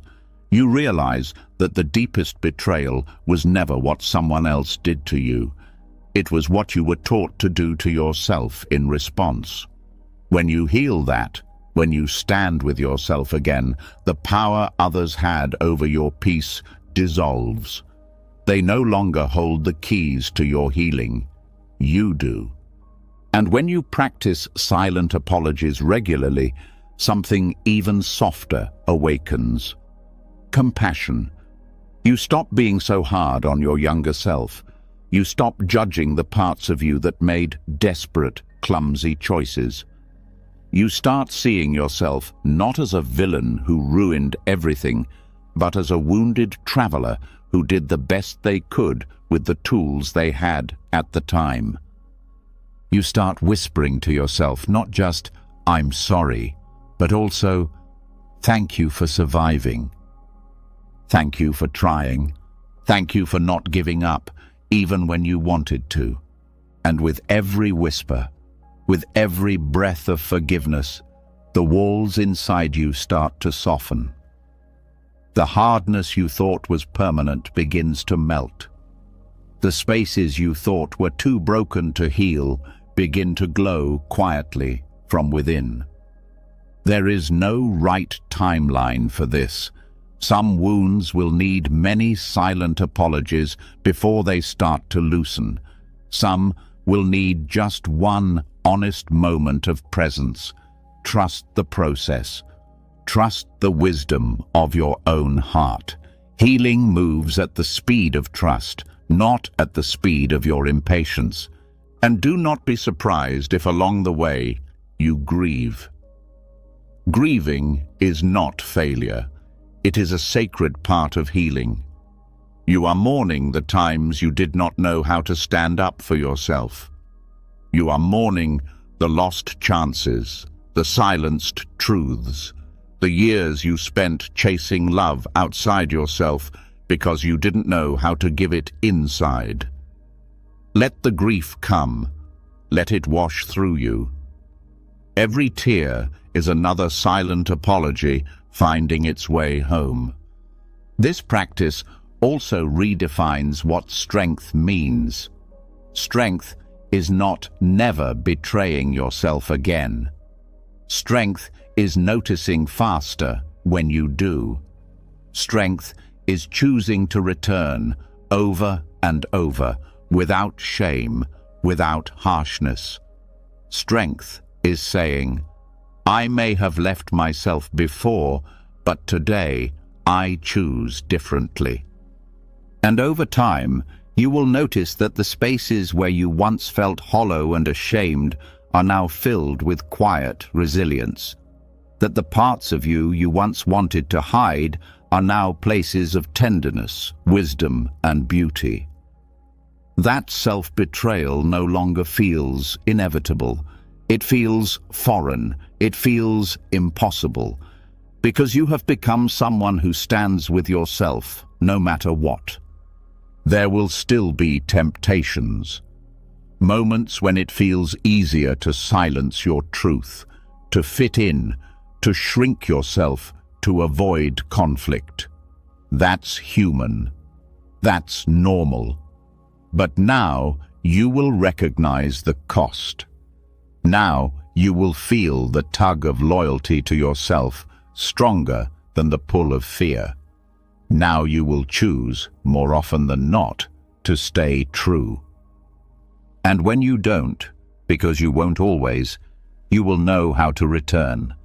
Not with punishment, not with despair, but with a hand over your heart and a silent apology whispered into the tender spaces within you. I see you. I love you. I'm sorry. I'm here. This is not a one-time event. It is a lifelong relationship. It is a lifelong promise. And it is worth every ounce of effort, every uncomfortable breath, every tear, every trembling act of forgiveness. Because in the end, the relationship you have with yourself is the foundation for every other relationship you will ever have. Heal that, and everything else begins to heal too. Tonight, as you rest, let the silent apologies rise. Let them flow without fear, without judgment, without rush. Let them be soft. Let them be real. Let them be enough. Because you were never waiting for someone else to save you. You were waiting for yourself. And now, finally, you are here. As you begin to offer yourself silent apologies and heal the fractures left by old betrayals, another tender reality comes into focus. You realize there are parts of your life that still ache. Chapters that were never neatly closed. Stories that did not end with the perfect resolution. Wounds that still throb quietly beneath the surface, even after years have passed. And you realize that no amount of fixing, forcing, or rushing has made them disappear, because they were never meant to be erased. They were meant to be loved as they are, unfinished, raw, imperfect, alive. Tonight, we enter one of the hardest, and most sacred practices of all. Sitting with the unfinished stories without trying to rewrite them, learning to love what is still healing instead of trying to make it disappear. There is a deep hunger in the human heart for closure, for neat endings, for perfect redemption arcs. It's the hunger that drives people to replay conversations 1,000 times in their minds, wishing they had said something different. It's the hunger that fuels sleepless nights filled with what-ifs and if-onlys. It's the hunger that whispers, "You cannot be at peace until everything is resolved." But Buddhism teaches a different wisdom. It teaches that life itself is an unfinished story, that peace does not come from tying up every loose end. It comes from learning how to sit beside the mess with open arms and say, "Even this belongs." Not every pain will make sense. Not every heartbreak will be explained. Not every dream will come true. Not every relationship will be repaired. Not every wrong will be made right. And if you wait for those things before allowing yourself to feel whole, you will wait forever. Wholeness does not come from perfect outcomes. It comes from presence. It comes from the radical act of loving what is still wounded, what is still confused, what is still incomplete. Sitting with unfinished stories means resisting the urge to rush your healing just to feel comfortable again. It means letting grief unfold at its own pace. It means letting unanswered questions remain unanswered without torturing yourself for clarity. It means letting regret breathe without trying to strangle it into silence. It means sitting with the parts of you that are still bleeding and saying, "You don't have to be healed to be loved." This kind of sitting is not passive. It is active tenderness.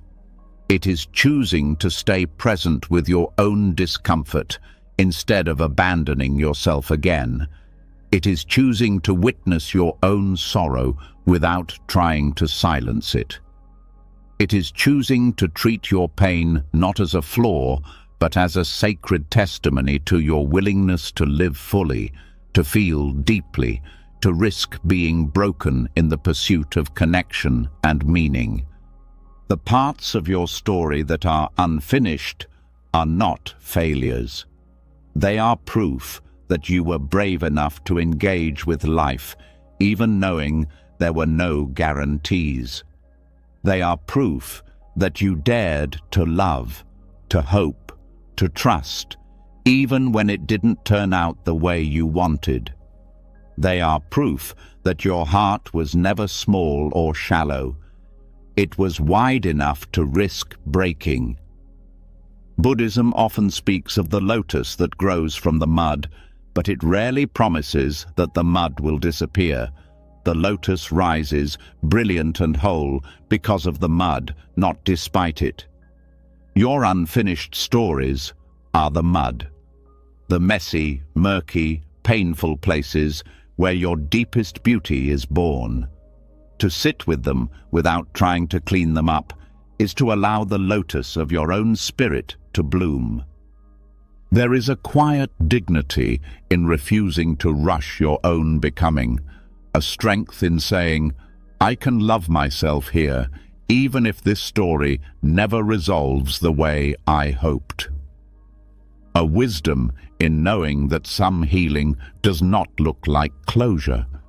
It looks like continuing to live with an open heart even while carrying scars.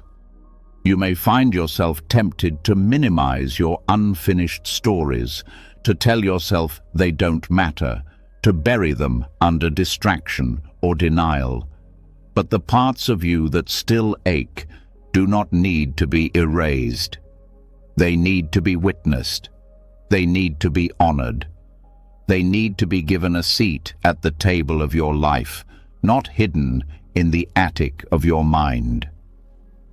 Sitting with unfinished stories also means recognizing that healing is not linear.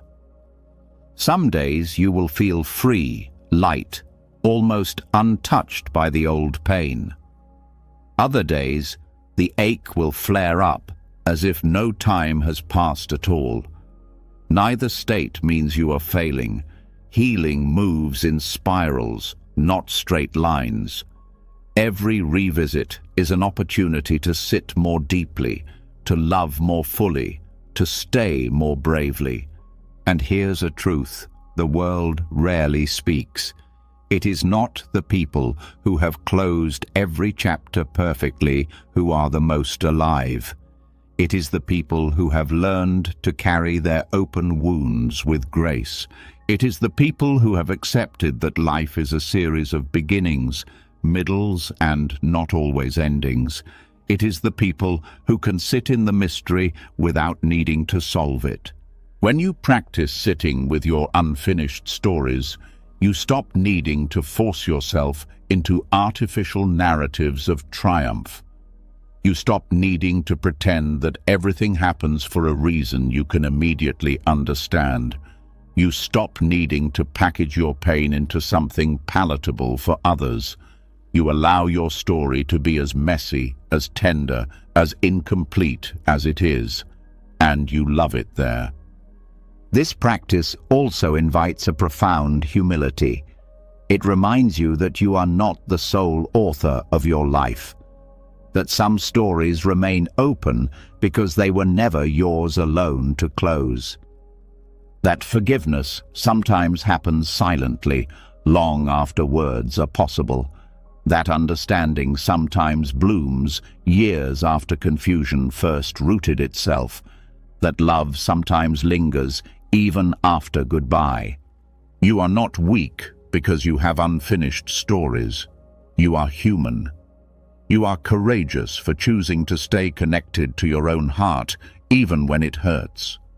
You are wise for recognizing that some questions will echo unanswered, and that your worth does not depend on silencing them.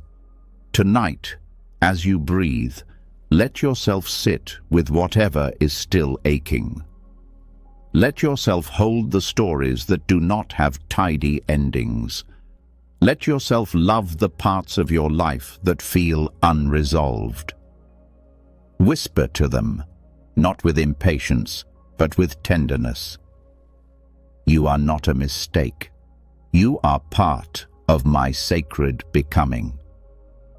And trust, even if you cannot see it yet, that sitting with your unfinished stories is shaping you into someone softer, stronger, deeper than you could ever have become if everything had gone exactly as you once planned.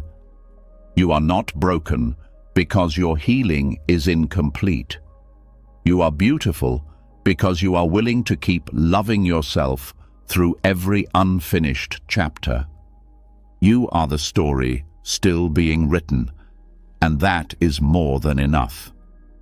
When you finally learn to sit beside your own unfinished stories without trying to erase them, something inside you grows quieter, stronger, more unbreakable. You stop looking for neat endings.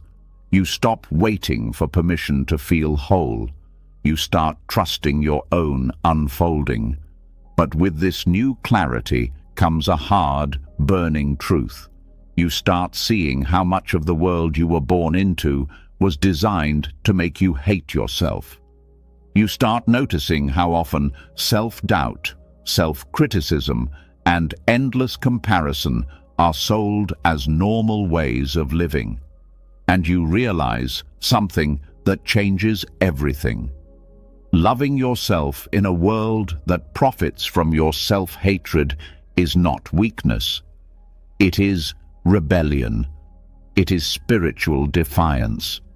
It is one of the most powerful acts you can ever commit. From the moment most people are old enough to understand words, they are fed messages that they are not enough, not pretty enough, not smart enough, not thin enough, not successful enough, not good enough. Every commercial, every magazine cover, every whisper of comparison carries the same poisonous seed. You are lacking. Fix yourself. Then maybe you'll be worthy. And the tragedy is that millions of people spend their whole lives trying to earn a love they were told they didn't deserve without perfection. They chase products, titles, approval, all trying to fill a hole that was never real in the first place. But Buddhism teaches a different way. It teaches that your original nature was never broken. It was only hidden, covered over by fear, shame, conditioning. Your task is not to become worthy. Your task is to remember that you always were. Self-compassion in a world built to keep you endlessly striving and ashamed is an act of silent rebellion. When you look at yourself, not your curated self, not your polished self, but your raw, messy, aching, real self, and say, I love you exactly as you are. You are defying every system that profits from your insecurity. You are stepping out of the endless hunger for validation. You are refusing to let the world's sickness take root in your heart. And make no mistake, systems that thrive on comparison and inadequacy are not neutral. They are powerful. They are relentless. They will try to pull you back every single day. They will offer you 1,000 tiny bargains. Hate yourself just a little, and you'll fit in. Starve your soul just a little, and you'll be accepted. Shrink yourself just a little, and you'll be loved. But self-compassion says no. Self-compassion says, I am no longer for sale. Choosing self-compassion is not choosing to be blind to your own flaws. It is choosing to see them through the eyes of love instead of judgment. It is choosing to believe that growth can come from kindness, not cruelty. That healing can happen through mercy, not punishment. That becoming whole is not about becoming flawless. It is about becoming deeply, fiercely loyal to your own sacred humanity. Every time you meet your own pain with gentleness instead of scorn, you are building a life that cannot be bought or broken by external forces. You are creating an inner ground that remains steady even when the world around you trembles. You are choosing to live rooted in truth rather than manipulated by fear. The world will tell you that self-compassion is selfish, that loving yourself as you are will make you lazy, weak, arrogant. But look closely. Who benefits from you believing that lie? Who profits when you hate yourself? Who wins when you live in constant shame? It is not you. It never was. Self-compassion is not about building walls around your heart. It is about dismantling the invisible walls inside you that told you love must be earned.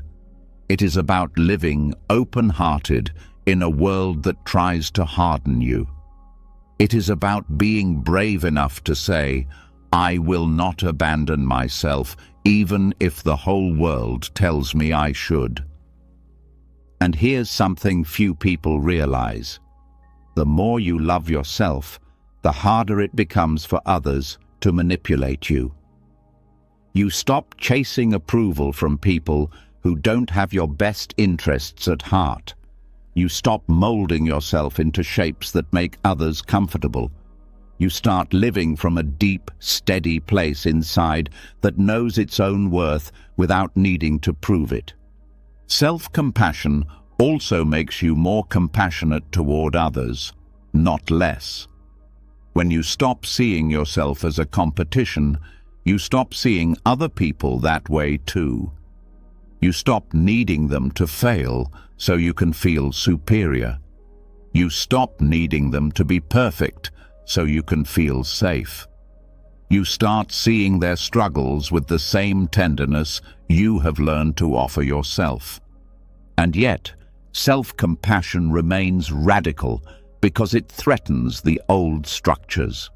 It threatens every story that says you must suffer to be worthy. It threatens every system that profits from your wounds staying open.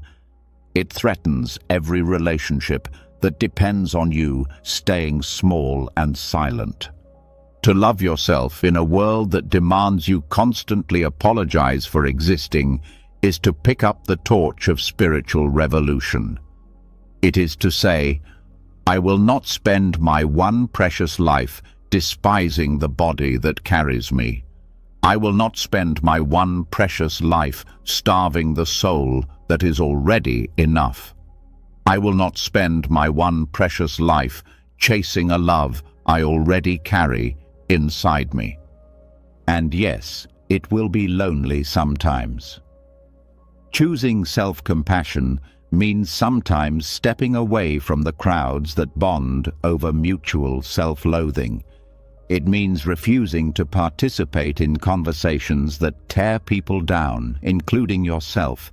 It means learning to sit quietly in your own presence and find it good, even when others do not understand. But the loneliness fades, and what grows in its place is something extraordinary: freedom, a deep, quiet, unshakable freedom. The kind of freedom that cannot be granted by another person, by a paycheck, by a number on a scale, by a title, by a fleeting moment of external praise. The kind of freedom that says, I belong here, I belong to myself.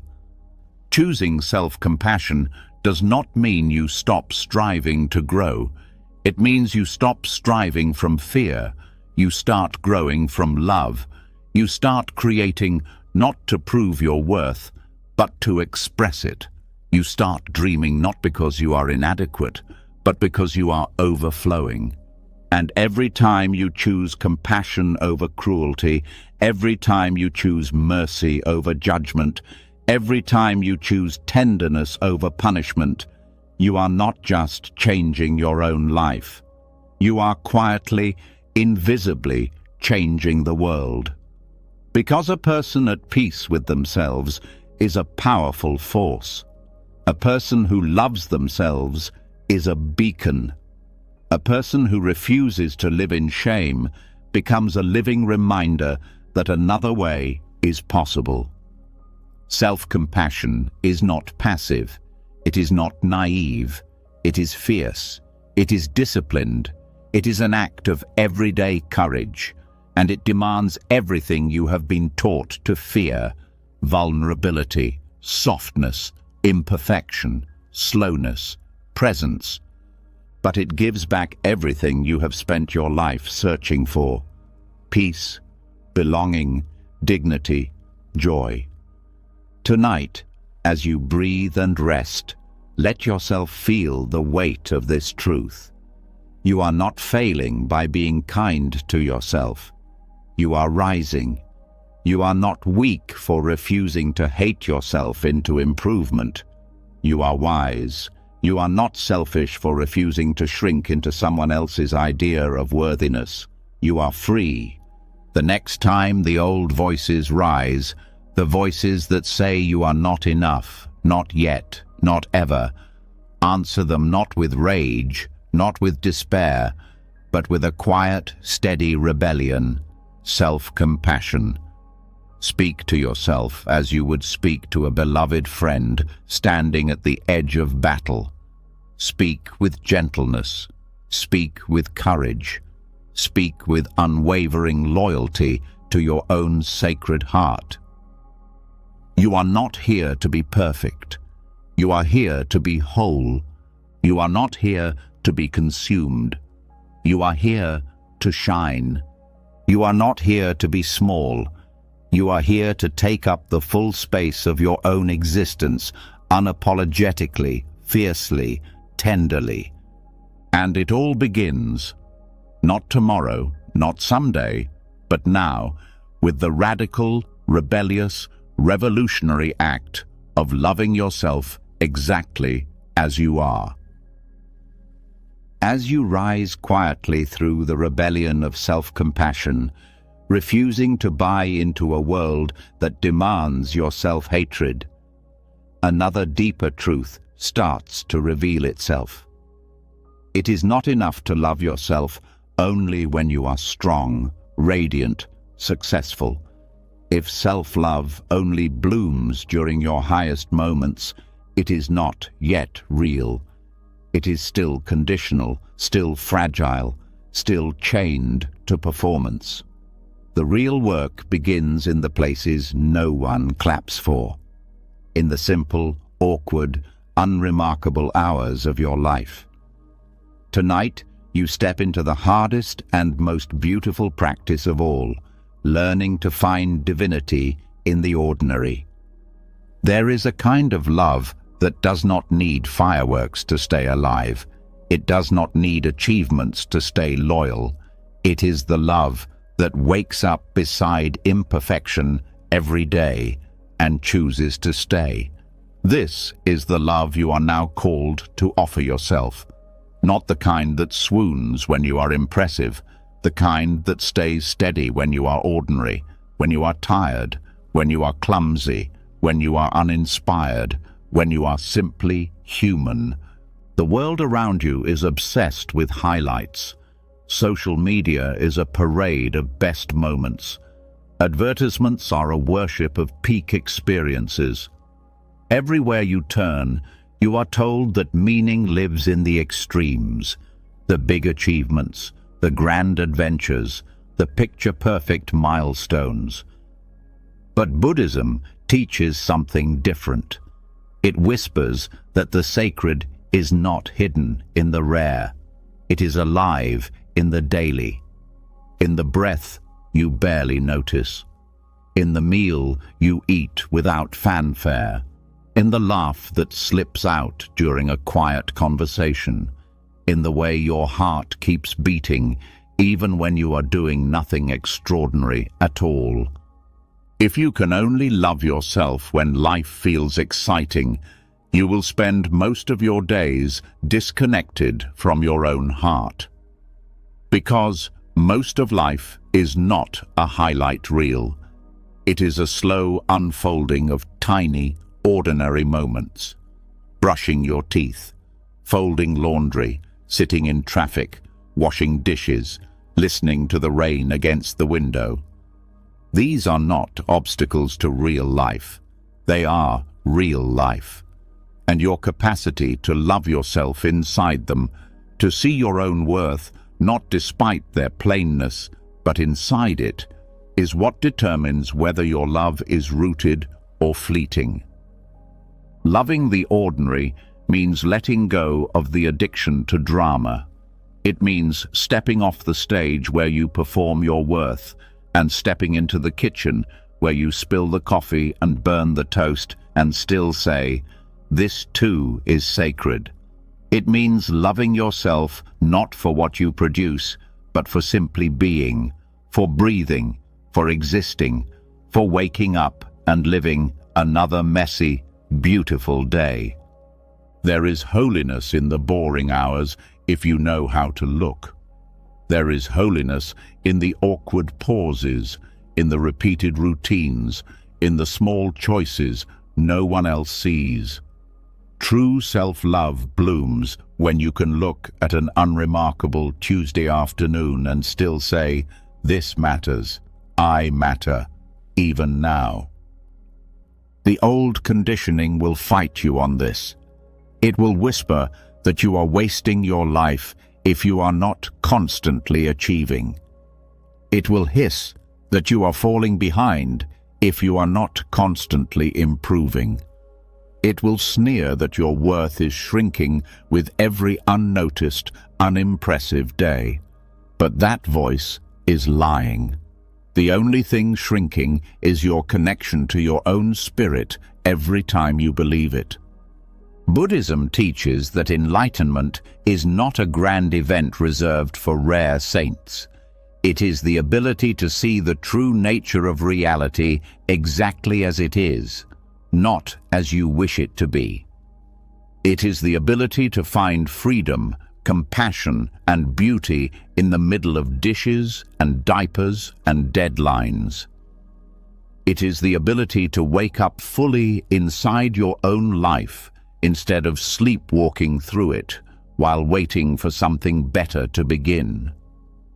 You do not become more worthy when life gets exciting. You do not become less worthy when life feels small. Your worth is constant, steady, unshaken by circumstances.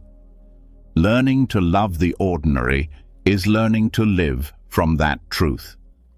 It also means learning to forgive the awkwardness of being human, the moments when you say the wrong thing, the days when you forget what you meant to remember, the times when you spill, stumble, overreact, misunderstand.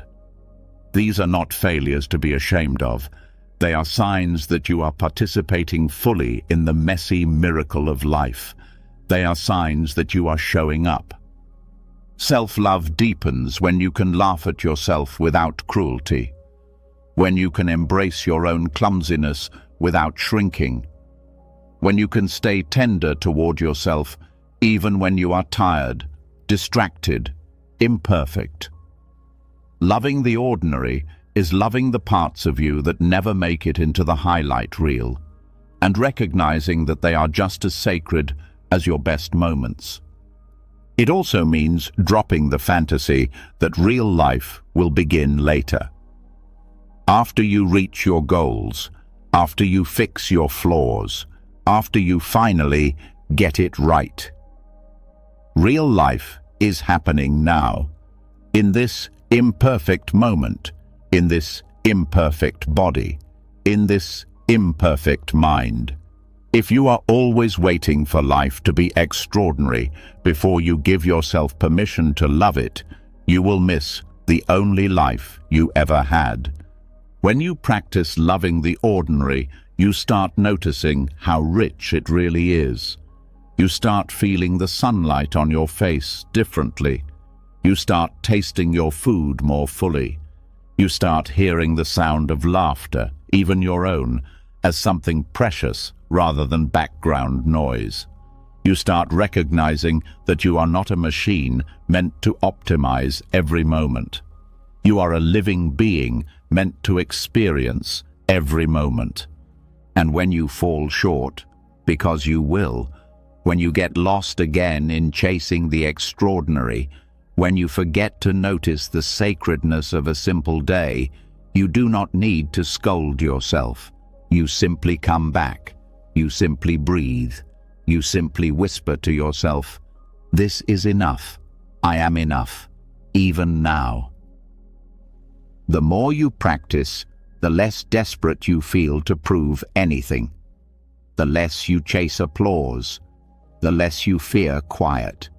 The more you feel at home inside your own life, not because it is perfect, but because you have learned to see it as holy. You become the kind of person who walks into a messy kitchen and smiles, who listens to a child's endless story and feels grateful, who watches the rain and feels rich, who folds laundry and feels blessed to have clothes, blessed to have hands that can fold, blessed to have breath moving in and out of a living, breathing body. And you realize something even deeper. Loving the ordinary is not settling. It is awakening. It is stepping fully into the vast, vivid miracle that was always here, hidden in plain sight. You are not wasting your life by living quietly. You are not falling behind by savoring small moments. You are not missing out by loving your simple, imperfect, daily existence. You are finding what most people spend their whole lives chasing. Tonight, as you breathe and drift into rest, let yourself relax into the ordinariness of this moment. No medals are being handed out. No judges are watching. Nothing needs to be achieved. You are enough. You are sacred. You are home. And when you wake, greet the day not as an obstacle to greatness, but as a sacred ground for loving yourself more deeply, more tenderly, more truly, right in the middle of all the ordinary, beautiful imperfection. As you begin to fall in love with the ordinary parts of life, you step into a deeper kind of peace that no achievement could ever give you. You stop needing to chase moments of validation. You stop waiting for life to look like a dream before you believe you are living it right. But something even more profound starts to stir under the surface when you reach this level of stillness. A quiet, unsettling question begins to rise. Who exactly is the you that you are loving? Is it the collection of achievements, mistakes, stories, labels, or is it something far wider, far freer? Tonight, we take one of the most radical steps of all. Tonight, we loosen the grip on the very idea of I and discover a self-love deeper than any identity could ever hold. Buddhism teaches that clinging tightly to a fixed sense of self, the idea that you are a permanent, separate, unchanging being, is the root of much suffering. It teaches that what you call I is not a solid object, but a process, a flowing river of sensations, thoughts, memories, emotions, constantly changing, constantly unfolding. You are not a frozen thing. You are an unfolding mystery. And when you stop trying to cling to a rigid image of yourself, when you allow your identity to soften, you find a love that is no longer fragile, no longer conditional, no longer brittle. Most people spend their entire lives defending an idea of themselves. They defend their stories, their opinions, their pride, their failures, their labels. They live terrified that if one piece of their identity is challenged, their whole being will collapse. But the truth is, your real being was never trapped inside a label. Your real being was never at risk. Only the image was. Only the story. Letting go of the tight grip on I does not mean you disappear. It means you become vast. It means you stop shrinking yourself down into tiny roles and frozen images. It means you allow yourself to change, to evolve, to flow without fear that you are losing yourself. It means you start loving the living, breathing, changing process that you are, instead of trying to control it into some fixed idea of perfection. There is a paradox at the heart of real self-love. The less you cling to a fixed idea of who I am, the more compassion naturally blooms. Because when you stop obsessing over your image, you create space to see yourself and others clearly, without the fog of ego, without the armor of pride, without the fear of losing face. You begin to love not a version of yourself that has to be protected at all costs, but the living reality of yourself, flawed, growing, mysterious, alive. You begin to love the being that exists beyond every title, every mistake, every success. You begin to love not the story, but the storyteller. And in loving yourself this way, you start to love others differently too. When you loosen your grip on your own identity, you loosen your grip on theirs. You stop needing other people to fit your stories about them. You stop needing them to behave in ways that protect your ego. You see them too as unfolding mysteries, not fixed characters, not enemies or idols, just living beings doing their best. The tightness around identity is often invisible until you start to let it go. You realize how much you have suffered trying to live up to who you thought you were supposed to be. You realize how often you have been trapped by your own need to maintain a certain image. The successful one, the strong one, the good one, the broken one, the victim, the hero. Whatever mask you were handed or built for yourself, it weighs heavily when you forget that it is only a mask. When you breathe into the truth that you are not a fixed thing, but a living process, you allow yourself to be free.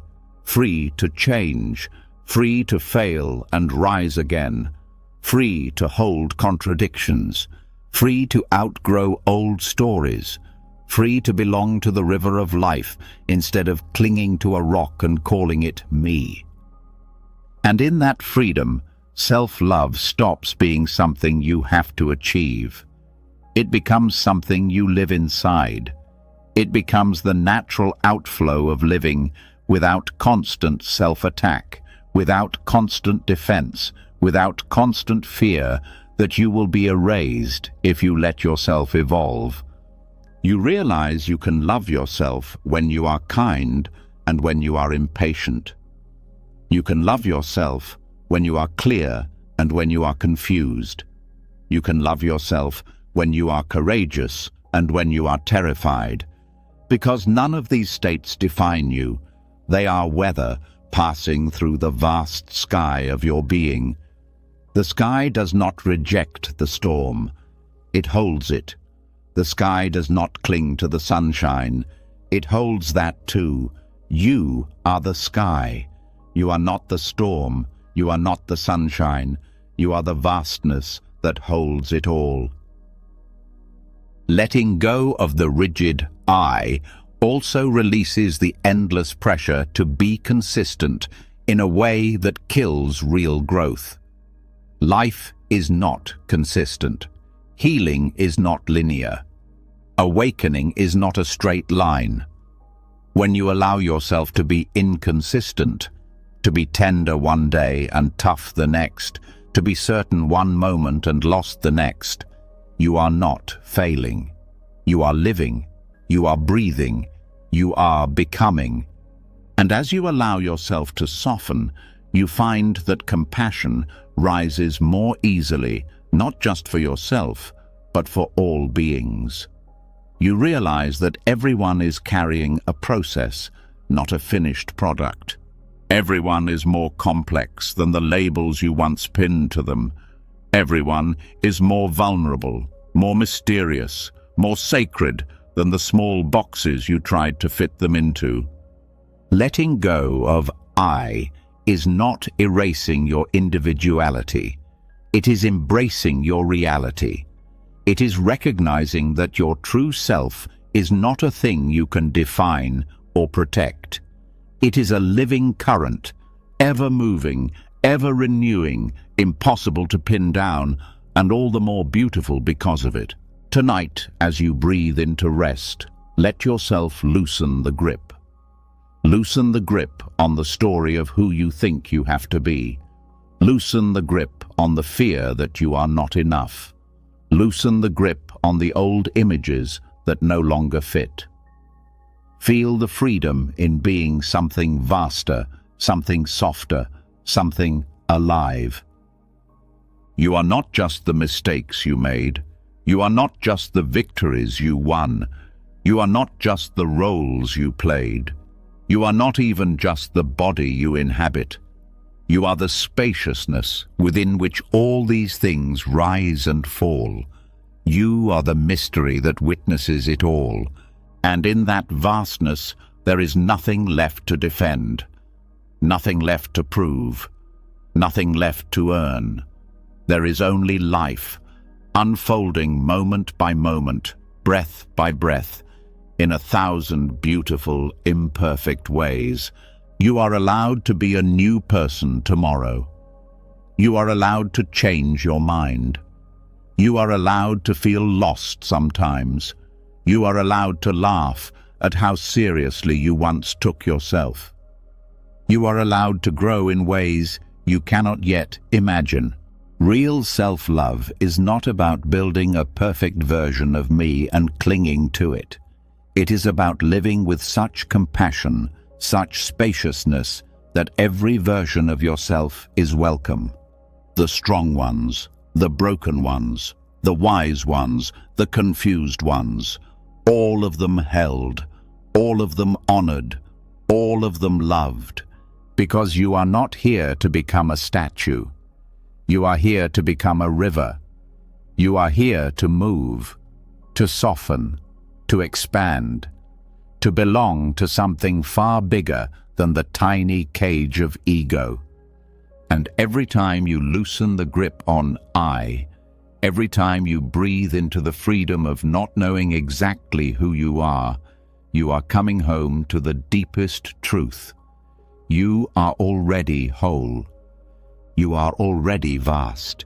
You are already love itself. When you finally loosen your grip on the tight idea of I, and you begin to see yourself as something vast, alive, and endlessly unfolding, a new kind of tenderness opens up inside you. You realize you do not need to cling to old identities to be real. You do not need to be perfect to belong to yourself. But even in this new spaciousness, there are still storms. There are still days when the emotional weather turns violent, when anger, sadness, jealousy, fear rush in like a flood, threatening to drown the small, tender peace you have been building. It is here, in these raw moments, when you feel most unlovable, that the real test of self-love begins. Tonight, we walk into the heart of the emotional storm, not to fight it, not to flee from it, but to befriend it. Everyone has parts of themselves they would rather hide. The anger that lashes out before you can catch it. The sadness that drags you under when you least expect it. The jealousy that burns even when you know it makes no sense. The fear that clutches at your throat when you thought you had already grown past it. These moments feel like failures. They feel like proof that you are still broken. But they are not failures. They are invitations. Invitations to practice a love that does not flinch. A love that does not abandon. Most people are taught to love themselves only when they are calm, happy, gracious, when they are smiling, achieving, pleasing. But Buddhism teaches that true compassion is unconditional. It is not reserved for the moments when you are tidy and presentable. It is offered most fiercely when you are messy, raw, and raging inside. The heart that can stay open to itself during an emotional storm is a heart that has tasted real freedom. When a storm of emotion rises, the first instinct is often to panic, to shame yourself for feeling it, to stuff it down or explode outward, to distance yourself from it with judgment. But there is another way, the way of the compassionate witness you have already begun to cultivate, the way of the tender warrior who sits with the raging winds and does not flee. When anger rises, you do not have to become it. You do not have to push it away either. You can breathe with it. You can say quietly inside, "Anger is here. I will stay." When grief surges through your chest like a tidal wave, you do not have to drown. You do not have to suppress it. You can say, "Sadness is visiting. I will make space for it." When jealousy, envy, fear, loneliness grab hold of your heart, you can say, "This too is part of being human. I will not turn away." Befriending the emotional storm does not mean liking the feeling. It means recognizing that the feeling itself is not the enemy. It is the resistance to feeling that causes the deepest suffering. When you meet your own storms with presence instead of panic, they begin to lose their power to control you. They may still rise fiercely, they may still shake you, but they pass more quickly, they soften more easily, because they are no longer fighting against your own rejection. There is a secret most people never learn. Emotions are not permanent. No matter how big they feel, they are visitors, not residents. They rise, peak, and fall like waves. If you let them move through you without grabbing or pushing them away, they will complete their cycle. But if you panic, if you shame yourself, if you refuse to feel, you trap them inside where they fester and grow heavy. Loving yourself when you feel most unlovable means sitting quietly with your own storms and offering the one thing they have always needed but rarely received: acceptance, not approval. Acceptance. Not saying, "It's good that I am angry," but saying, "It is human to feel this, and I am still worthy." Not saying, "It's great that I feel jealous," but saying, "It is understandable that my heart aches for what it thinks it lacks, and I am still good." You learn to breathe through the storm. You learn to put a hand over your heart and say, "You are allowed to feel this. I am not leaving you." You learn to become the safe place you always wished someone else would be for you, and in doing so, you begin to heal wounds far older than the current storm. Many emotional storms are echoes of old injuries. A forgotten wound from childhood, a buried grief from a past betrayal, a fear that was never met with comfort. When you stay present with the storm instead of fleeing, you allow these old wounds to finally surface and heal. You give yourself the gift of integration instead of fragmentation. And as you practice, you will notice something miraculous. The more you stay with yourself through the hardest moments, the more your fear of emotions begins to dissolve. You stop being so terrified of sadness. You stop being so threatened by anger. You stop being so ashamed of fear. You realize you can survive the storm without abandoning yourself. And this realization plants deep roots of self-trust that no external approval could ever match. Befriending the emotional storm also means learning to ride the waves without making big decisions while the water is churning. When emotions are high, clarity is low. You learn to give yourself permission to wait, to breathe, to feel, to let the first waves crash and pass before trying to respond, explain, or act. You learn to trust that wisdom often speaks only after the storm quiets. You also learn that no feeling is final. No single emotion defines you. Feeling anger does not mean you are an angry person. Feeling jealousy does not mean you are a bad person. Feeling sadness does not mean you are a broken person. You are not your emotions. You are the space that can hold them all without collapsing. This practice builds a resilience deeper than grit or willpower. It builds a resilience rooted in love, not force, in patience, not resistance, in tenderness, not judgment. It allows you to walk through the wildest inner weather without losing yourself. And it teaches you something even more powerful, that you are worthy of love, not because you are always calm, always cheerful, always wise, but because you are willing to stay with yourself through the storms, because you are willing to love what is hardest to love, because you are willing to meet your own heart not only when it shines, but when it trembles. Tonight, as you breathe and drift into rest, let yourself lay down the armor you thought you needed to earn love. Let yourself be raw. Let yourself be real. Let yourself be whole, even in the middle of whatever storms are still moving through you. You do not have to fix the storm tonight. You only have to stay. You only have to breathe. You only have to whisper to yourself again and again, even now, especially now, I am worthy of love.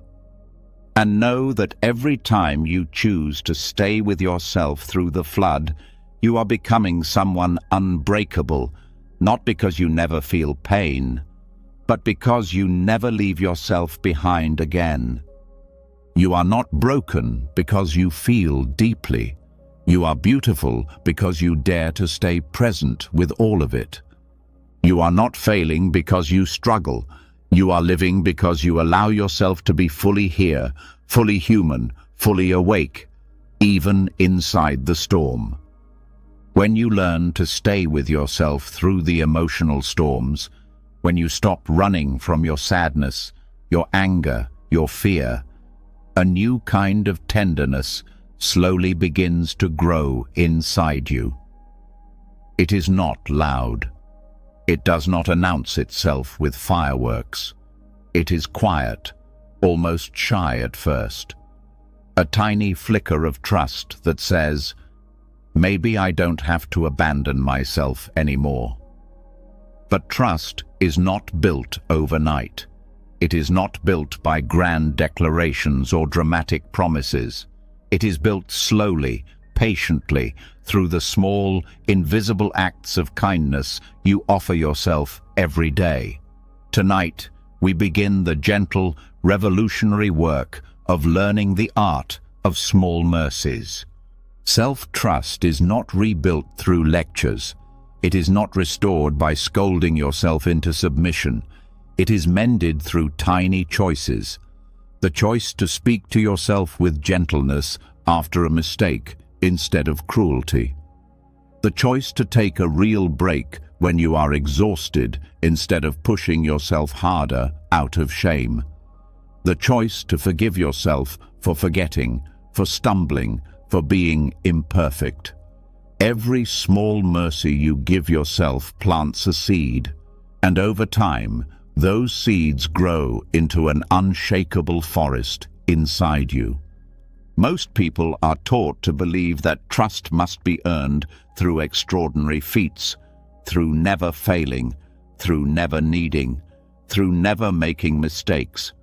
But Buddhism teaches that the deepest trust is built not in the extraordinary moments, but in the ordinary ones, in how you treat yourself when no one is watching, in how you speak to yourself when you are tired, when you are scared, when you fall short.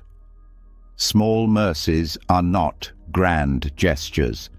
They are the simple acts that say, I choose to stay with myself even here. They are the moments when you notice you are slipping into harsh self-talk and you pause, take a breath and choose a kinder word. They are the moments when you feel the temptation to punish yourself for being tired, but instead you close your eyes for 5 minutes and let yourself rest without apology.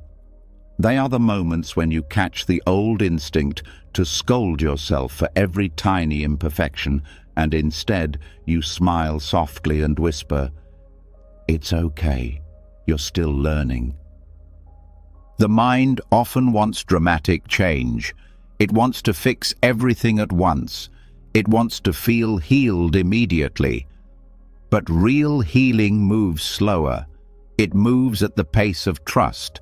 It moves at the pace of small mercies, repeated over and over until they become the new foundation of your life.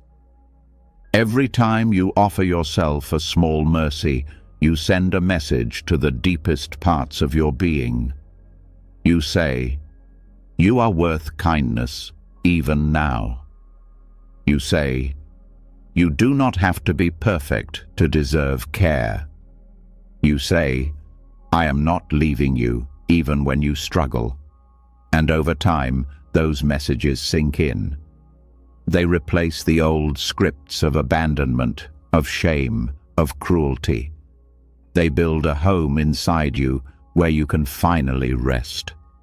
Small mercies also teach you patience. They teach you that growth does not always look like victory. Sometimes growth looks like catching yourself halfway through an old pattern and choosing a softer path. Sometimes it looks like forgiving yourself after the fact. Sometimes it looks like simply noticing the urge to attack yourself and choosing, even for a breath, not to.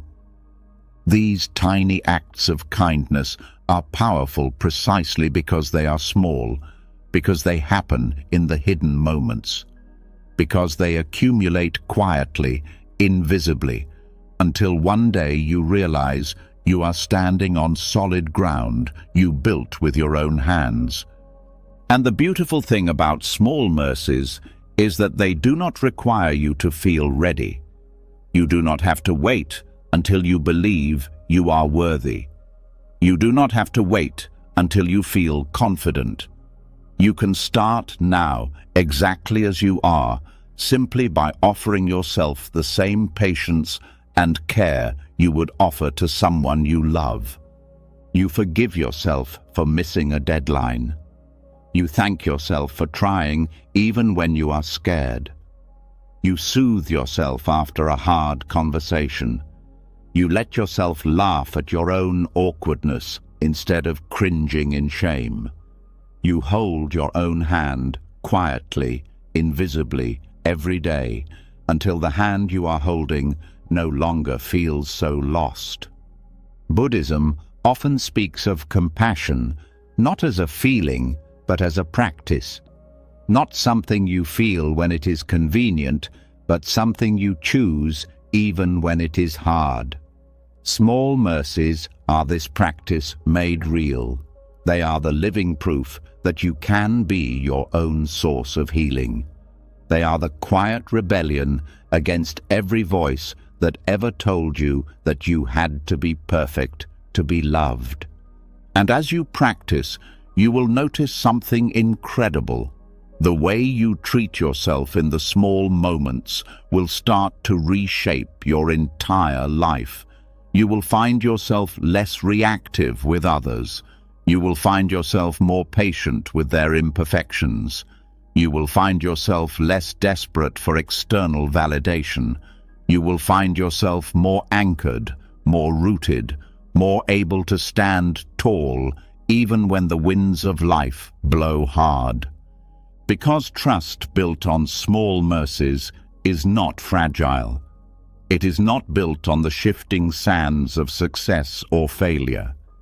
It is built on the steady, quiet rhythm of choosing kindness again and again, even when no one else sees, even when no one else understands. Small mercies also teach you how to handle setbacks differently. When you inevitably fall back into old patterns, because you will, you do not spiral into shame. You notice, you breathe, you offer yourself a soft word, you begin again.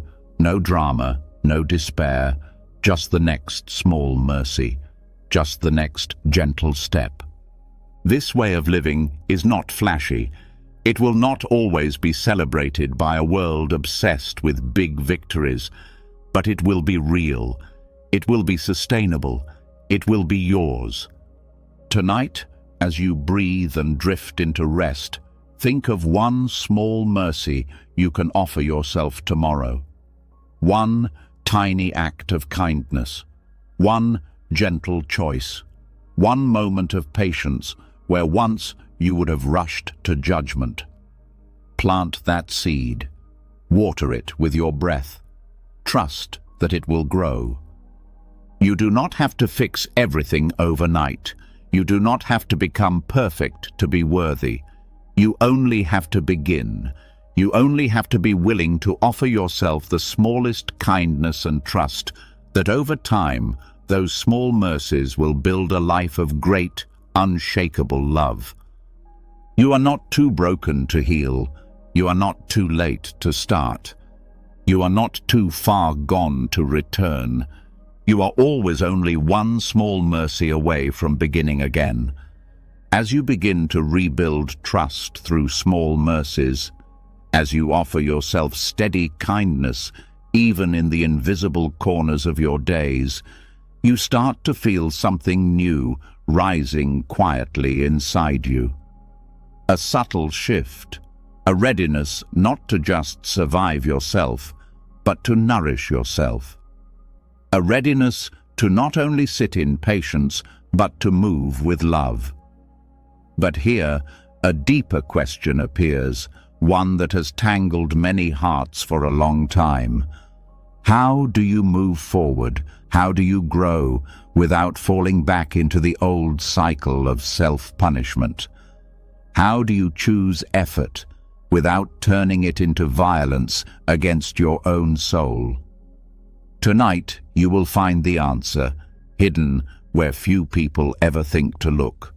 Effort as devotion, not as force. There is a way of moving through life that feels like dragging chains behind you. Every step is heavy. Every task feels like punishment. Every improvement feels like a desperate attempt to outrun your own unworthiness. This is the way most people are taught to live. Work harder, try harder, fix yourself harder, as if life itself were a courtroom and you are always on trial. But Buddhism teaches something different. It teaches the middle way, the path that avoids the extremes of laziness and self-cruelty, the path that honors effort, not as a sentence handed down by some invisible judge, but as a sacred offering. Effort, when rooted in love, is not punishment. It is prayer, it is devotion, it is an act of tenderness toward your own spirit. When you brush your teeth with care, when you nourish your body with food that makes you feel alive, when you stretch your body even when you are tired, when you step outside for fresh air even when the bed is calling you back, these are not acts of self-control for the sake of control. They are small daily rituals of devotion. They say, I am worth the effort. My life is worth tending. Working for your own happiness without force means shifting the reason you act. You do not move because you hate yourself. You move because you love yourself enough to want better. You do not change because you are ashamed of who you are. You change because you are honoring the sacredness already inside you. And this shift changes everything. When effort is rooted in punishment, it burns you out. It drains your soul. It turns every task into a battlefield. It turns every mistake into a reason to lash yourself. But when effort is rooted in love, it nourishes you. It fills your heart. It turns even the simplest acts into songs of care. You learn to ask a different question. Not, how can I fix myself? But, how can I care for myself more deeply? Not, how can I force myself to be better? But, how can I honor the life blooming inside me? Effort rooted in love is not frantic. It is steady. It is patient. It trusts that growth will come if you keep planting, watering, tending, not because you are chasing worthiness, but because you are tending a garden that was already precious the moment you were born. And this kind of effort creates a different relationship with discipline. Discipline is no longer a weapon you use against yourself. It becomes a form of loyalty to your own joy, a way of clearing space for the life you want to live, a way of honoring the dreams that live inside you, not because you need them to prove your value, but because they are beautiful in their own right. You also stop measuring your worth by how productive you are. You realize that sometimes the most loving effort is resting when you need to rest. Sometimes it is saying no when your old patterns would have said yes. Sometimes it is choosing slowness when the world demands speed. You realize that effort is not just what you do externally. It is the internal choice to move through life with kindness instead of cruelty. Effort without force also teaches you how to stay steady during hard seasons. When motivation disappears, when energy wanes, when everything feels heavy, you no longer need to panic. You no longer need to whip yourself back into shape. You trust that devotion moves even when excitement fades. You trust that the roots you are planting will hold you steady even when the storms come. And you allow yourself to celebrate the small victories, not with arrogance, not with pressure, but with quiet gratitude. You celebrate getting out of bed on hard mornings. You celebrate taking one step when you felt like giving up. You celebrate choosing one kind thought when the old cruelty tried to rise. These celebrations are not vanity. They are the natural joy that blooms when you live in alignment with love. Buddhism speaks of right effort, not too much, not too little. Right effort flows from compassion, not fear. It flows from joy, not desperation. It flows from a deep understanding that you are not racing towards some future where you will finally be enough. You are already enough. Your effort now is simply a way of honoring the sacredness that has been there all along. And when you forget, because you will, when you slip back into old patterns of force and shame, you meet yourself not with more punishment, but with the same steady love you have been practicing. You breathe. You notice. You return. No drama. No despair. Just the next small, loving step. You are not here to force yourself into becoming someone else. You are here to become more fully yourself. You are here to nurture the seeds of wisdom, joy, and compassion already planted in the soil of your being. Effort rooted in love teaches you to move not because you are empty and need to be filled, but because you are full and ready to overflow. It teaches you to trust that taking care of yourself is not selfish. It is sacred. It teaches you to see every healthy choice, every kind action, every patient breath as a prayer offered to the sacred life inside you. Tonight, as you breathe and rest, let yourself feel the difference between effort that punishes and effort that nourishes. Let yourself choose again and again to move from love. Let yourself trust that the life you are tending with such patience and care is already a holy thing. You are not lazy for needing rest. You are not selfish for needing care. You are not failing because growth takes time. You are simply alive. You are simply human. You are simply learning the art of living as an act of devotion instead of a desperate race. And every step you take in love, no matter how small, no matter how slow, is a step that matters. You are building something beautiful right here, right now, not through force, but through the steady, sacred work of love. When you finally understand that effort can be an act of love instead of force, when you move through life with kindness rather than cruelty, another deeper truth slowly rises from the silence.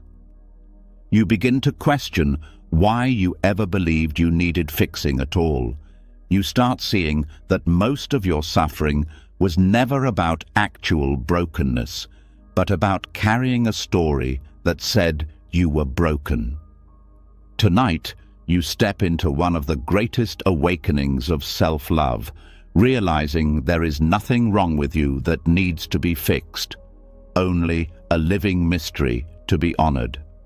From the beginning, you were taught to treat yourself like a problem. Improve this, hide that, correct this flaw, fix that weakness. Every mistake was held up as proof that something was wrong with you. Every failure was treated like evidence that you were lacking. But Buddhism whispers a different truth through every leaf, every breath, every passing cloud. Nothing in nature apologizes for existing. Nothing in nature demands to be corrected before it can belong, and neither do you. You were never meant to be a project. You were never meant to be a checklist. You were meant to be a living, breathing, unfolding being, full of contradictions, full of surprises, full of mysteries that even you are not meant to fully solve.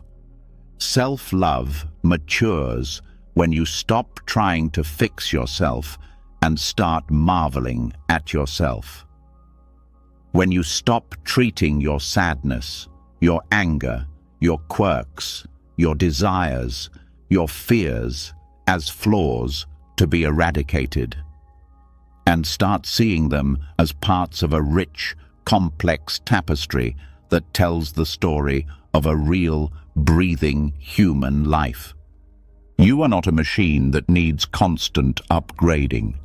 You are a mystery that is still unfolding, moment by moment, breath by breath. You are not incomplete.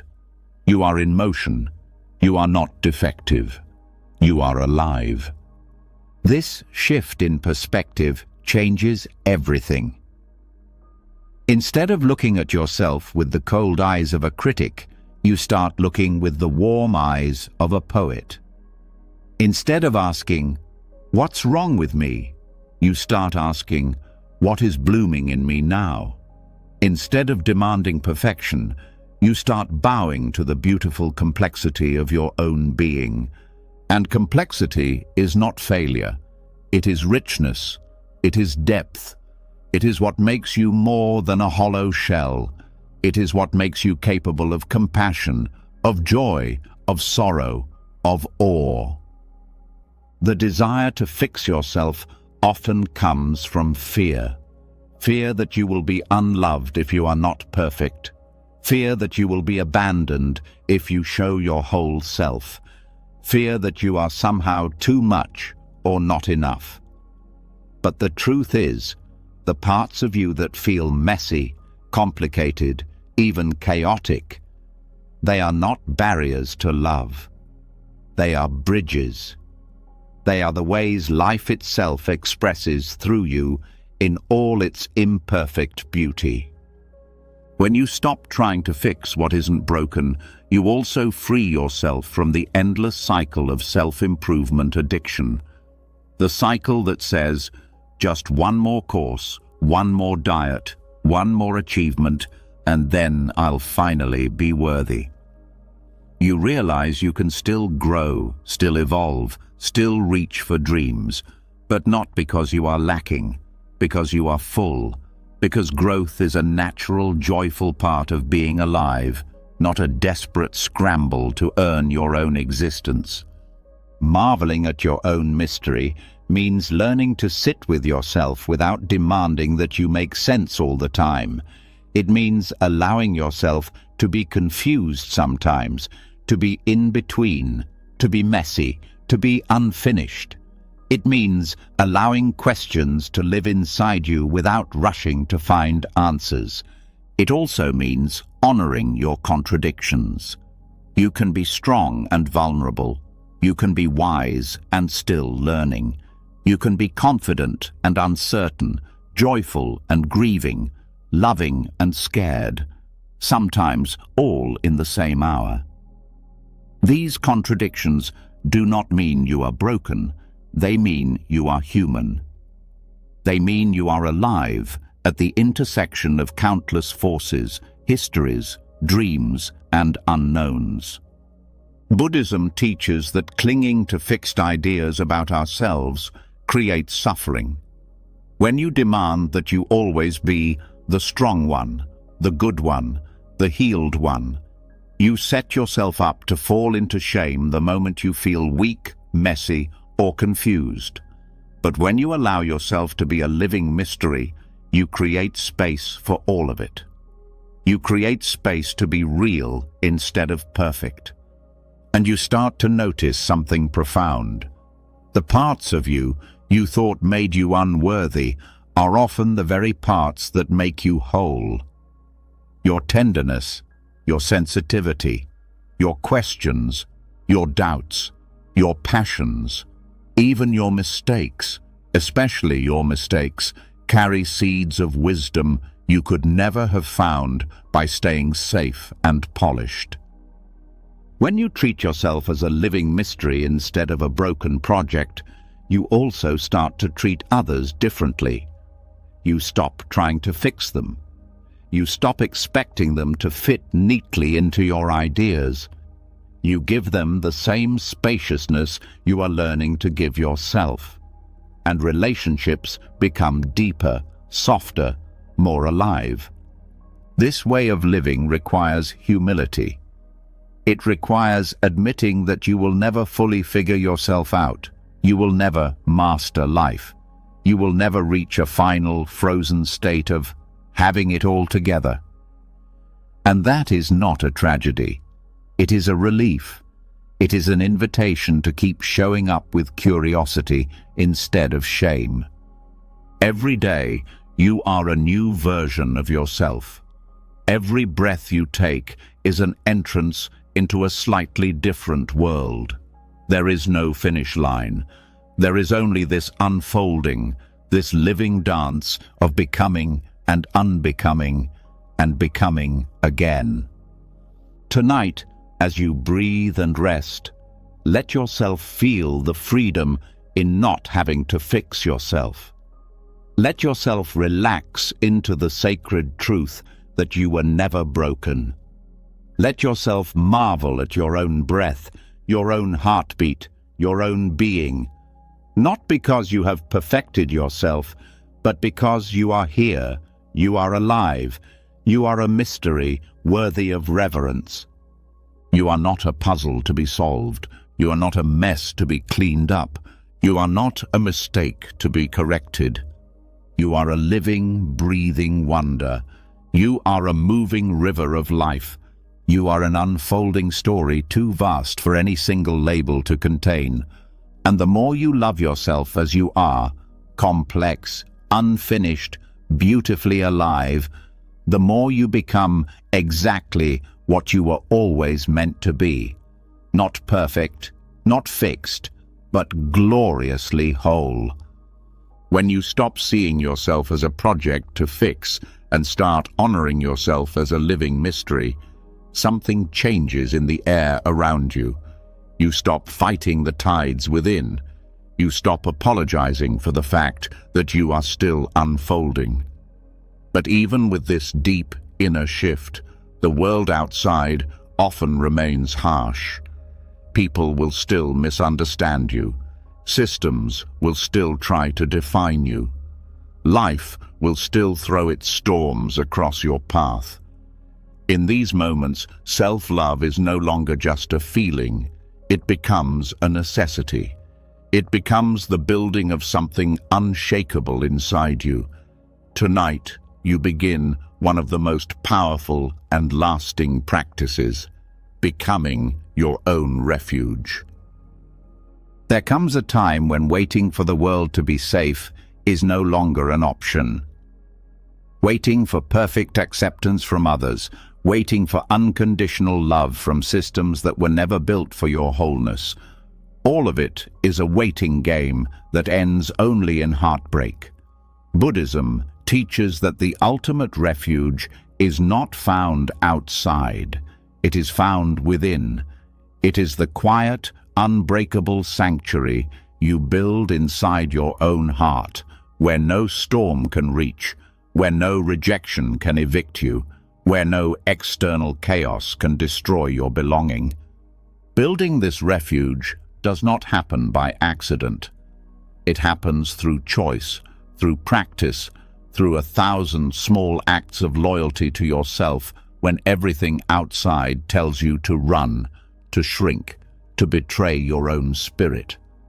The first step is recognizing that you are worthy of being a place of safety for yourself, that your heart, no matter how battered, no matter how tired, is sacred ground, that you are allowed to build a home within yourself, where you are always enough, always welcome, always seen. This home is not built through force, it is built through tenderness. It is built every time you meet your own fear with patience instead of judgment. Every time you soothe your own sadness without demanding it leave. Every time you hold space for your own anger without turning it into self-hatred. Every time you whisper to yourself, "I will not abandon you, no matter what." Becoming your own refuge means creating an inner environment that mirrors the love you always longed for. It means speaking to yourself with the kindness you once begged to hear. It means offering yourself the protection, the warmth, the unwavering loyalty that you used to search for in the faces of others. And it means making this refuge unconditional. Not a prize you earn when you are behaving well. Not a shelter you grant yourself only when you feel successful, kind, wise, but a home that welcomes you in your rage, in your grief, in your clumsiness, in your confusion. A home that never locks you out, no matter how dark the night inside you becomes. This inner sanctuary becomes your anchor when the storms rage outside, when the world is unkind, when people misunderstand you, when rejection stings, when plans fall apart. You do not crumble because your belonging is not anchored to shifting sands. It is rooted inside you, steady and sure.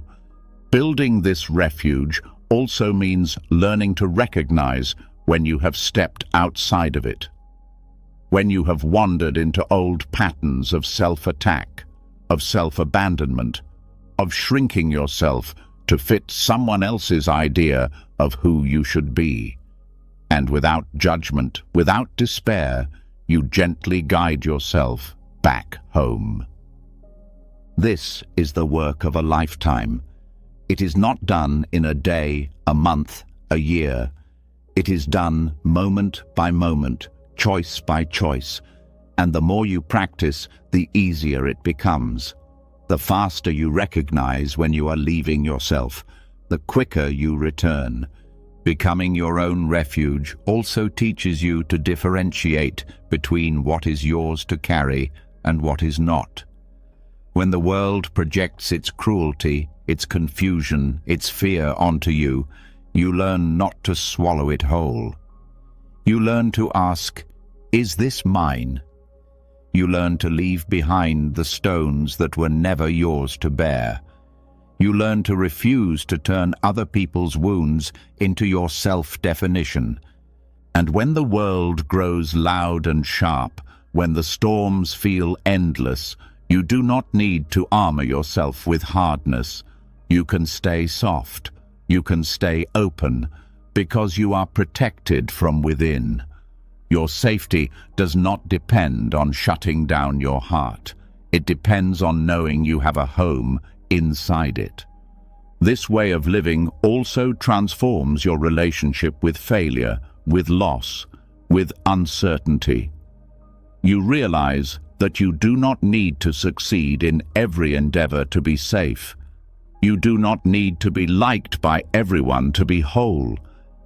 You do not need to have all the answers to be at peace, because your sanctuary is not built on outcomes. It is built on presence, on loyalty, on love. Every time you sit quietly with your own messy emotions without trying to exile them, you reinforce the walls of this inner home. Every time you catch the old voice of shame and answer it with gentleness instead of violence, you lay another stone in the foundation. Every time you choose to trust yourself, even when the world says you shouldn't, you light another candle inside your refuge. And you realize, over time, that no matter what happens outside, no matter how hard the winds blow, you can always return here. You can always come back to the steady ground of your own heart.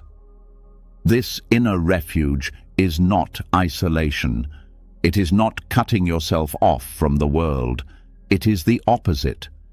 It is what allows you to stay connected without losing yourself.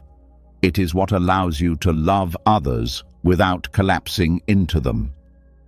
It is what allows you to show up fully, knowing that no matter how you are received, you are already home.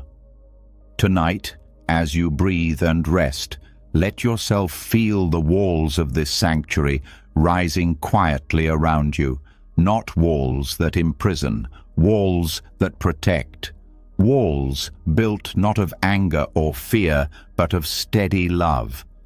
Walls that say, I belong to myself. I am safe here. I am enough. You are not alone. You are not homeless inside yourself. You are not broken beyond repair. You are building a home within your own heart. You are tending a fire that no storm can extinguish. You are creating a place where your spirit can rest, grow, and shine. And every moment you choose to return to this refuge, no matter how many times you forget, you are strengthening it. You are weaving the unbreakable net of your own belonging.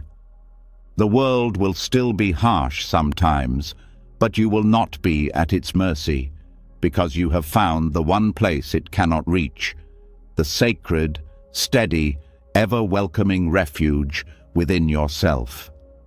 And here, finally, you are free. When you finally create an inner refuge that no storm can destroy, when you no longer depend on the outside world for your sense of safety, a deeper wisdom begins to stir within you. You realize that your choices, your words, your thoughts, even the way you treat yourself in private, are not isolated moments. They ripple outward. They build something much bigger than just this life, bigger than just this body. Tonight, you open the door to a secret few truly understand. Every act of gentleness toward yourself is not just healing you now, it is shaping your future in ways too vast to see. Buddhism teaches that karma is not punishment. It is momentum. It is the invisible current created by every thought, every word, every action. It is not some outside force deciding your fate. It is the natural unfolding of the seeds you plant every day. And when you choose softness instead of harshness toward yourself, when you choose patience instead of shame, when you choose mercy instead of cruelty, you are planting seeds that will blossom not just in this lifetime, but beyond it. Every moment of gentleness you offer yourself now is a gift to the being you will become. Every kind word whispered into your own heart becomes a wind at your back in lives you cannot yet imagine. Every time you forgive yourself instead of attacking yourself, you lighten the load for all the future versions of you still to come. This is not just poetry. It is the living law of compassion in motion. When you soften toward yourself, you interrupt cycles of violence that have been passed down through generations. You break chains you may never have seen but have always felt. You create a new path where cruelty is not the default, where tenderness is the air you breathe. And the most powerful thing is, this transformation does not depend on perfection. It does not require you to never feel anger, never make mistakes, never stumble. It asks only this, that when you stumble, you choose to reach for gentleness, that when you fall, you choose to meet yourself with a hand extended in kindness, not a fist of judgment. Every time you make that choice, even if your voice is shaking, even if your hands are trembling, you are building something sacred. You are teaching your own soul a different way to exist, a way where fear is not the master, a way where shame is not the currency, a way where love, steady and quiet, carries you forward. And this choice, repeated over and over, begins to carve new grooves in your heart, new pathways in your mind, new patterns in your soul, pathways that make it easier in the future to choose love again, to choose patience again, to choose compassion again. Softness is not weakness. Softness is strength that does not need to scream to be real. Softness is the power to stay open in a world that begs you to harden. Softness is the courage to believe that kindness can outlast cruelty, that love can survive even the fiercest winters. When you practice gentleness with yourself, you are not just surviving your pain, you are transforming it. You are taking the raw material of your suffering and turning it into wisdom, into tenderness, into a living bridge for all those who come after you. And yes, even on the days when you forget, when you fall back into old harshness, when you speak sharply to yourself, when you close the door of your heart in fear, even then, the choice to notice, to breathe, to soften again, continues the work. There is no failure that can undo the seeds you are planting. There is only the next breath, the next small mercy, the next return to love. Buddhism teaches that future lives are shaped not by some distant judge tallying your deeds, but by the habits of heart and mind you nurture now. The being you will become will inherit the fields you are planting today, and when you plant fields of gentleness, you are sending a blessing into the future, a blessing so wide it touches lives you will never see, hearts you will never know. The karma of gentleness also shapes the present in ways too subtle for the eyes, but too powerful for the heart to miss. You begin to walk differently. You begin to speak differently. You begin to listen differently. The people around you feel it, even if they cannot name it. They feel the softness in your presence. They feel the safety in your gaze. They feel the quiet invitation to put down their own armor, to breathe deeper, to trust a little more. And slowly, the world around you begins to change. Not because you forced it, not because you shouted it into submission, but because you became a living example of a different way. A way of being where compassion is stronger than fear, a way of moving through life that heals rather than harms. Gentleness also ripples inward, softening the rigid places inside you that once felt unchangeable.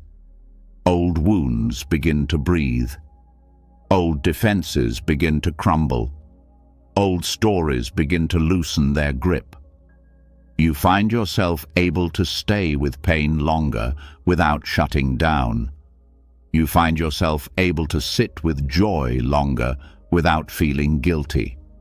You find yourself able to be with yourself exactly as you are without needing to escape.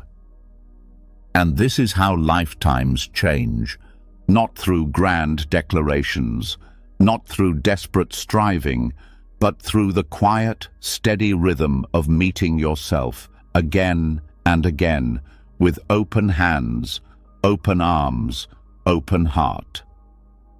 Tonight, as you breathe and drift into rest, let yourself feel the weight and the wonder of what you are doing. You are not just healing your own life. You are healing generations. You are healing futures. You are weaving a fabric of compassion that will outlast every storm, every sorrow, every ending. You are planting forests of kindness that will shelter beings you have never met. You are lighting lanterns of mercy that will guide hearts you will never know. You are building bridges of love that will carry souls across oceans of fear and loneliness. And you are doing it not by being perfect, but by being willing, by being present, by being tender in moments when harshness would be easier. This is the karma of gentleness. This is the legacy you are creating, breath by breath, choice by choice, mercy by mercy. You are stronger than you know. You are softer than you fear. You are shaping futures with every quiet act of love you offer yourself. And even when you cannot see it, even when you doubt it, even when the world outside seems unchanged, trust that nothing is wasted. Trust that every moment of gentleness echoes further than you can imagine. Because love, once set in motion, never dies. It moves through time like light through the darkness, lighting paths, healing hearts, weaving a future where kindness is the strongest force of all. And it all begins, here, now, in this breath, with you. As you begin to plant gentleness into the soil of your life, as you water the future with patience and kindness, something even deeper starts to rise within you. A quiet knowing, too strong to ignore, starts to whisper beneath all the noise of fear and shame and doubt. A remembering, a return, a recognition that underneath every storm you have ever weathered, underneath every mistake, every heartbreak, every scar, there has always been something unbroken, something luminous, something holy waiting to be seen. Tonight, you begin the journey of trusting the inner bodhisattva already living inside you. The bodhisattva is not some distant saint or unreachable ideal. In Buddhist teachings, the bodhisattva is the part of every being that longs to awaken not just for itself, but for the sake of all life. It is the hidden goodness inside you that never dies, no matter how much pain you carry. It is the sacred fire that stays lit even when the winds of despair blow hard. It is the indestructible seed of compassion, wisdom, and courage that has been with you since the beginning, waiting patiently for you to remember it. Most people never learn to trust this part of themselves. They are taught to trust their fear, their shame, their doubt. They are taught to believe that their worth is fragile, that their goodness must be proven, that their value depends on constant achievement. But the bodhisattva within you has never played by those rules. It does not shrink when you fail. It does not wither when you are afraid. It does not disappear when you feel lost. It remains steady, quiet, unshakable, waiting for you to turn inward and find it.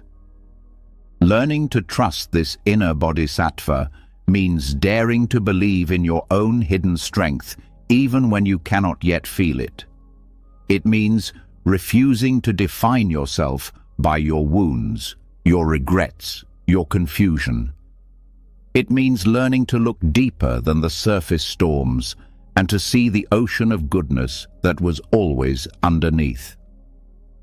And it is not prideful to trust this goodness. It is not arrogance. It is humility of the highest kind. It is admitting that the light inside you was not created by your successes and cannot be destroyed by your failures. It was given. It was planted. It is part of the fabric of your existence, whether you recognize it or not. When you trust the inner bodhisattva, you stop treating yourself as a project to be perfected. You start treating yourself as a sacred being in the middle of an ancient and beautiful unfolding. You recognize that your anger, your fear, your jealousy, they are not proofs that you are bad. They are the rough weather that life brings, the storms that pass over the mountain but do not move the mountain itself. And this changes the way you move through the hardest moments. Instead of collapsing into despair when you fall short, you remember that your deepest self is not damaged by mistakes. Instead of drowning in shame when old patterns resurface, you remember that the bodhisattva within you is patient beyond measure. It is not here to scold you. It is here to walk with you, to rise with you, to shine through you. Trusting the inner bodhisattva also teaches you a new kind of resilience. A resilience not built on gritted teeth and iron will, but on knowing that your spirit cannot be broken, only hidden. It teaches you to meet hardship with the fierce tenderness of one who knows that their essence is untouched. It teaches you to keep opening your heart even when life tempts you to close it. And the more you trust this hidden goodness, the more it reveals itself. Not in grand gestures, not always in dazzling moments, but in quiet shifts, in the patience you offer a stranger, in the kindness you extend to yourself after a hard day, in the courage you show when you tell the truth, even though it shakes your voice. These moments matter more than you know. They are the language of the bodhisattva made real in your daily life. They are proof that you are already awakening, already embodying the deep compassion that your heart has carried all along. Trusting the inner bodhisattva also changes the way you see others. When you believe in the indestructible goodness inside yourself, you begin to see it in others too. Even when it is buried under pain, even when it is hidden by fear, even when it is masked by cruelty. You begin to recognize that everyone you meet is carrying the same sacred fire, the same longing to awaken, the same hidden radiance waiting to be seen. This does not mean you excuse harm. It does not mean you allow yourself to be hurt.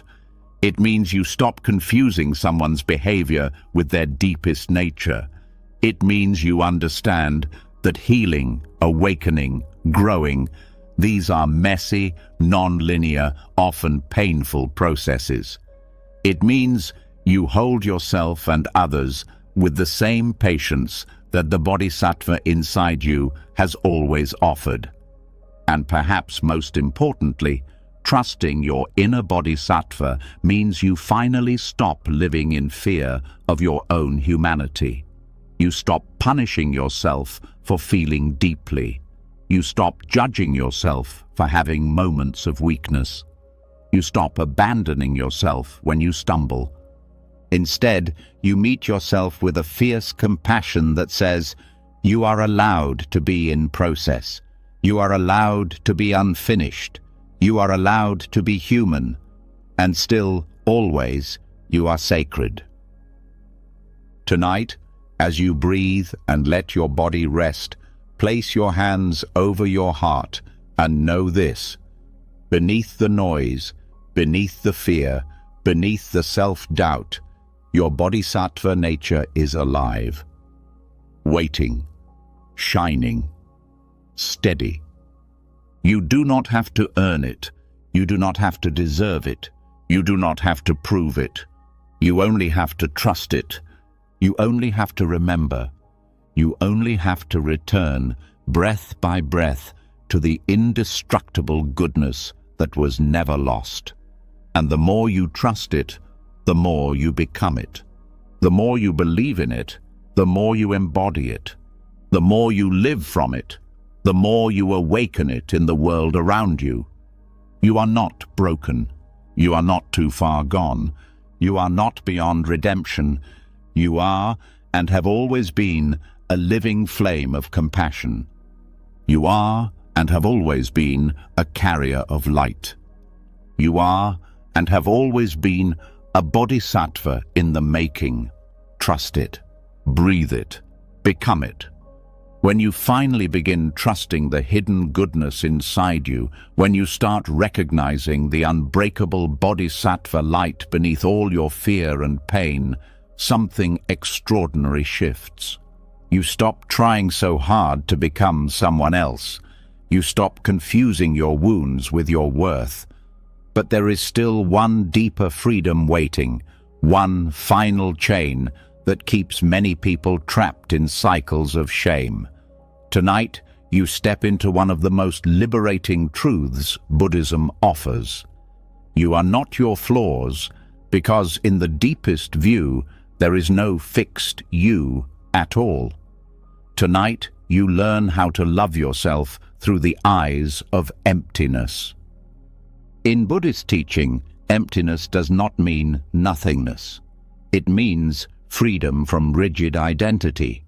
It means recognizing that everything you think of as self, every story, every label, every flaw, every success, is not a solid thing. It is a flowing, changing, interdependent process.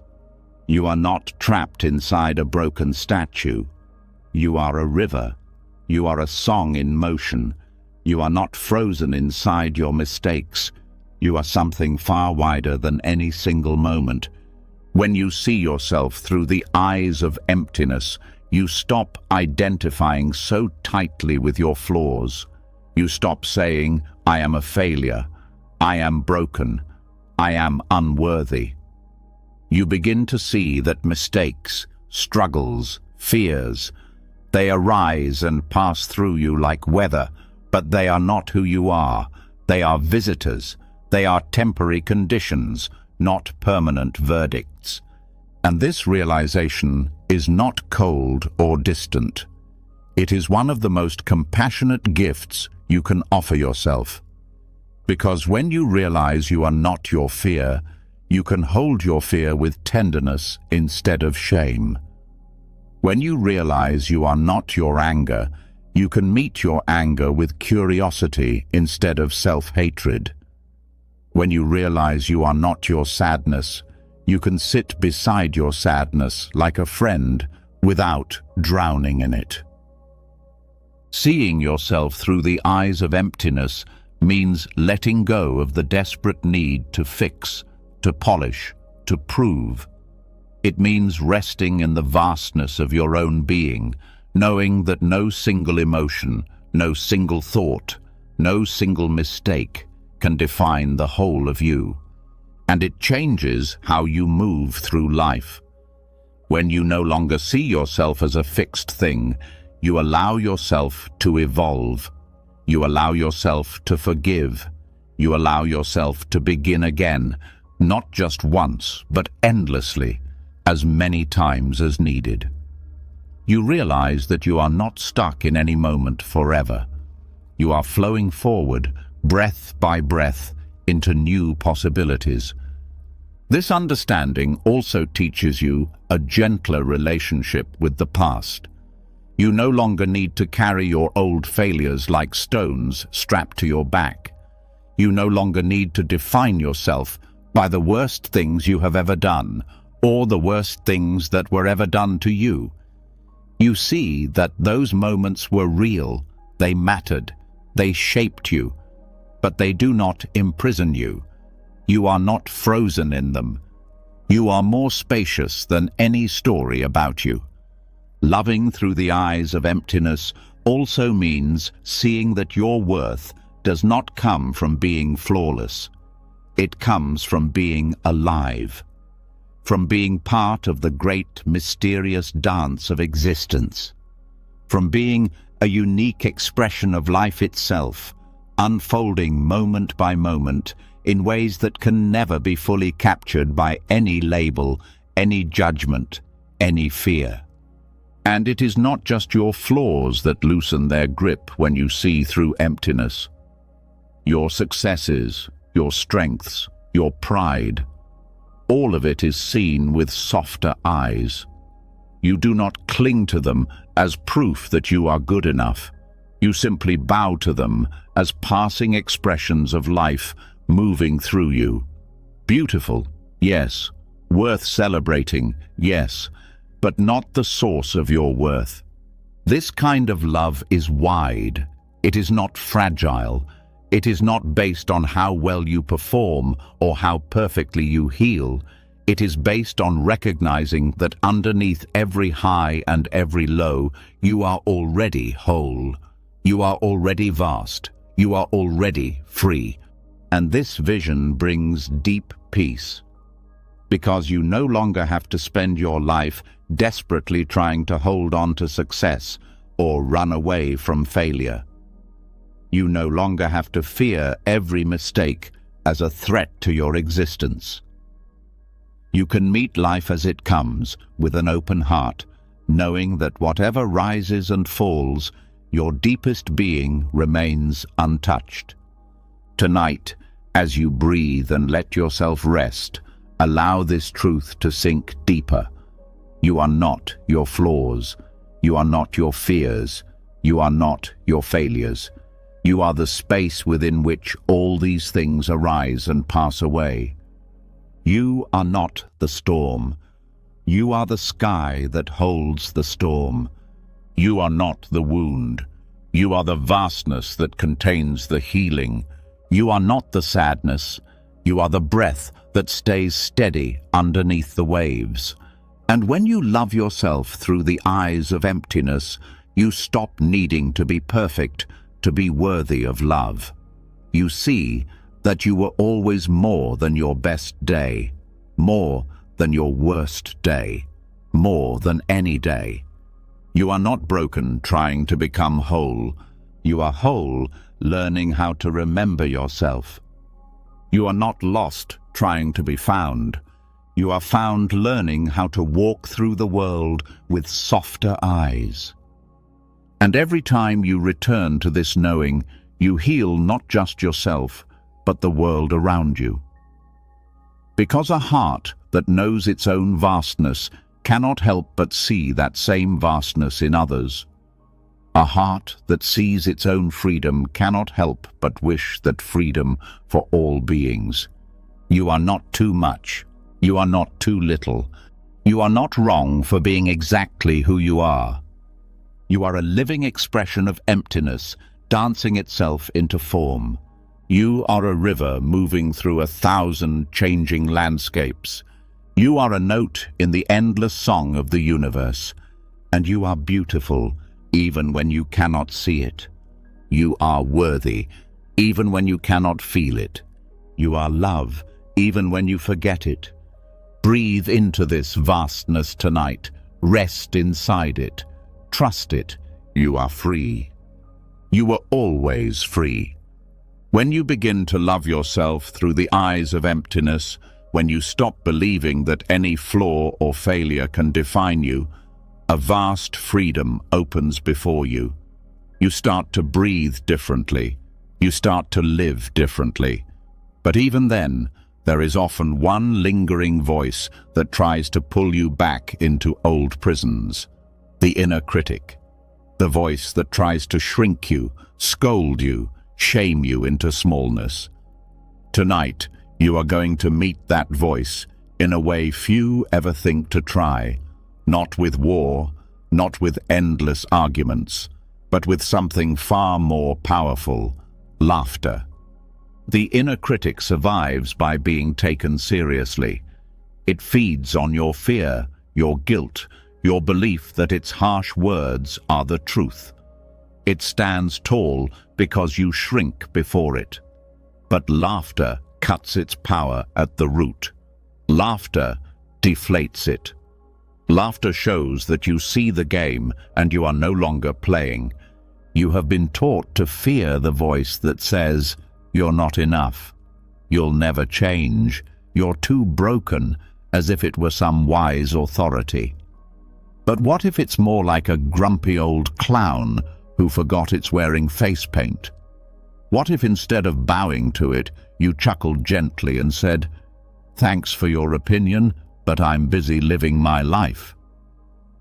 Introducing humor and lightheartedness is not about mocking yourself cruelly. It is about seeing the ridiculousness of expecting yourself to be perfect.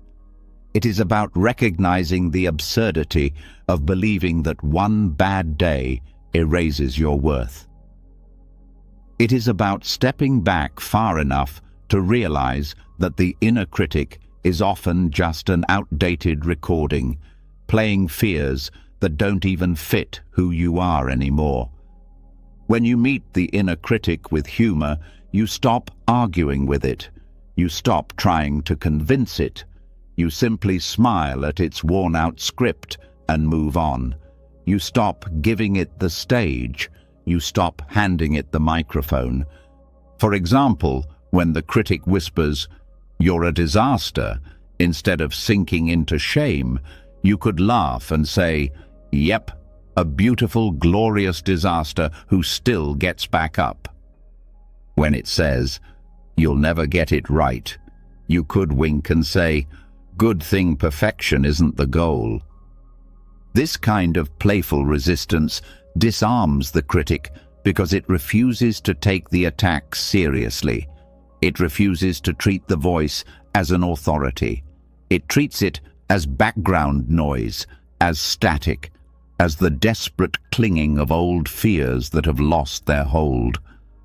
And the more you practice, the faster you spot the critic when it rises. You start catching it mid-sentence. You start hearing the ridiculous exaggerations. You start noticing how repetitive and boring it actually is. And you respond not with a fight, but with a soft chuckle, a shake of your head, a light step forward. This way of meeting the inner critic also builds resilience, because no matter how much you grow, no matter how much you heal, that voice may still pop up from time to time.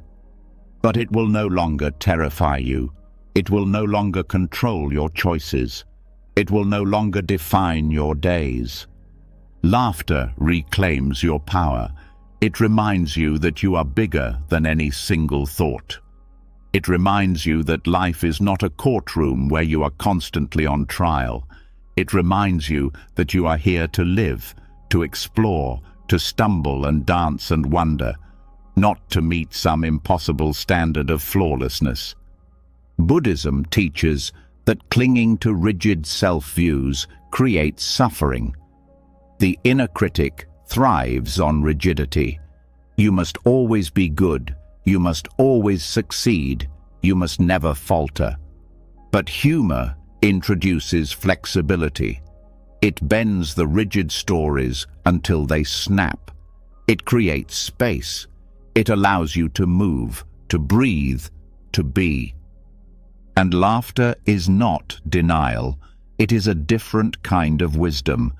It is seeing the seriousness of life, seeing the sorrow, seeing the fear, and still choosing to keep your heart light enough to float above it sometimes. It is refusing to let pain have the final word. When you laugh with yourself, you practice the deepest form of kindness. You show that you do not have to be perfect to be loved. You show that mistakes are not moral failings, but part of the hilarious, messy adventure of being human. Imagine for a moment how your life would feel if you met your hardest moments with a twinkle in your eye instead of a whip in your hand. If you stumbled and said, "Classic me," with a smile instead of collapsing into shame. If you forgot something important and said, "Guess I'm human after all," instead of spiraling into self-loathing.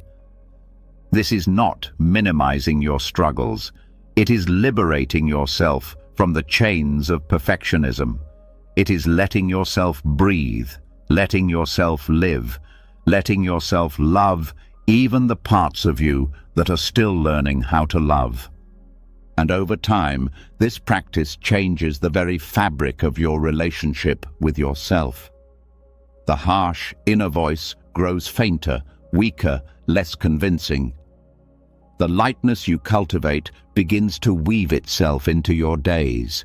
You laugh more easily, you forgive more quickly, you move through mistakes with the grace of someone who knows they were never meant to be a statue, they were meant to be alive. Tonight, as you rest, let yourself feel the possibility of meeting yourself with more laughter. Let yourself imagine facing your old fears, not with trembling, but with a grin. Let yourself feel the weight lifting as you realize you are allowed to find humor even in your own stumbling steps. You are not a failure for being imperfect. You are not doomed because you are still learning. You are not broken because you can laugh at yourself. You are alive. You are growing. You are discovering that freedom does not come from never making mistakes. It comes from never letting mistakes steal your joy.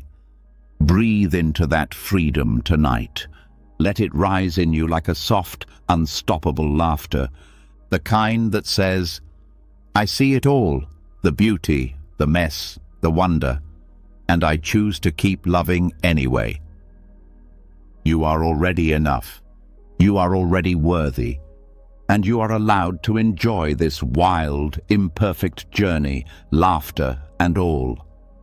When you learn to laugh at the voice that once ruled you, when you meet your own stumbles with a smile instead of a sword, a deep and lasting softness begins to settle into your heart. You stop being at war with yourself.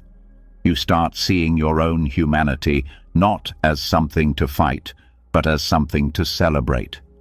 But even then, one final heavy burden often remains hidden in the corners of the heart, the belief that at your core, you are broken. Tonight, you take one of the bravest steps of all, letting go of that story for good. The idea that you are fundamentally broken did not begin with you. It was whispered by wounded voices. It was carved by painful experiences. It was reinforced by a world that profits from your doubt. But it was never true.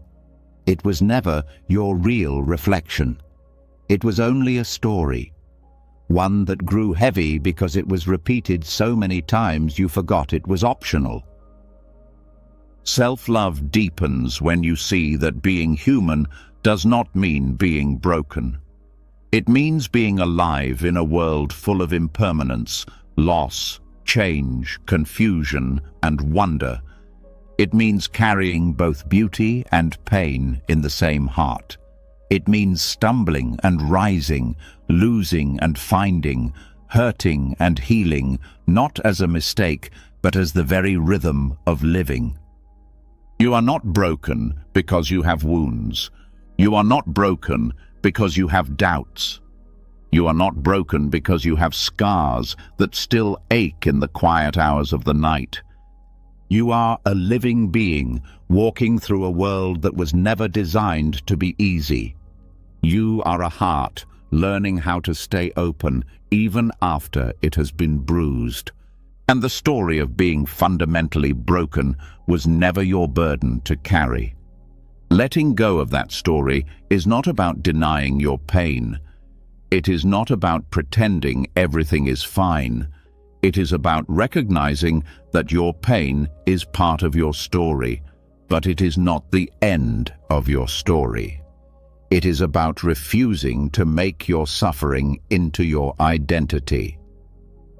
When you grip the idea that you are broken, you limit your life before it even begins.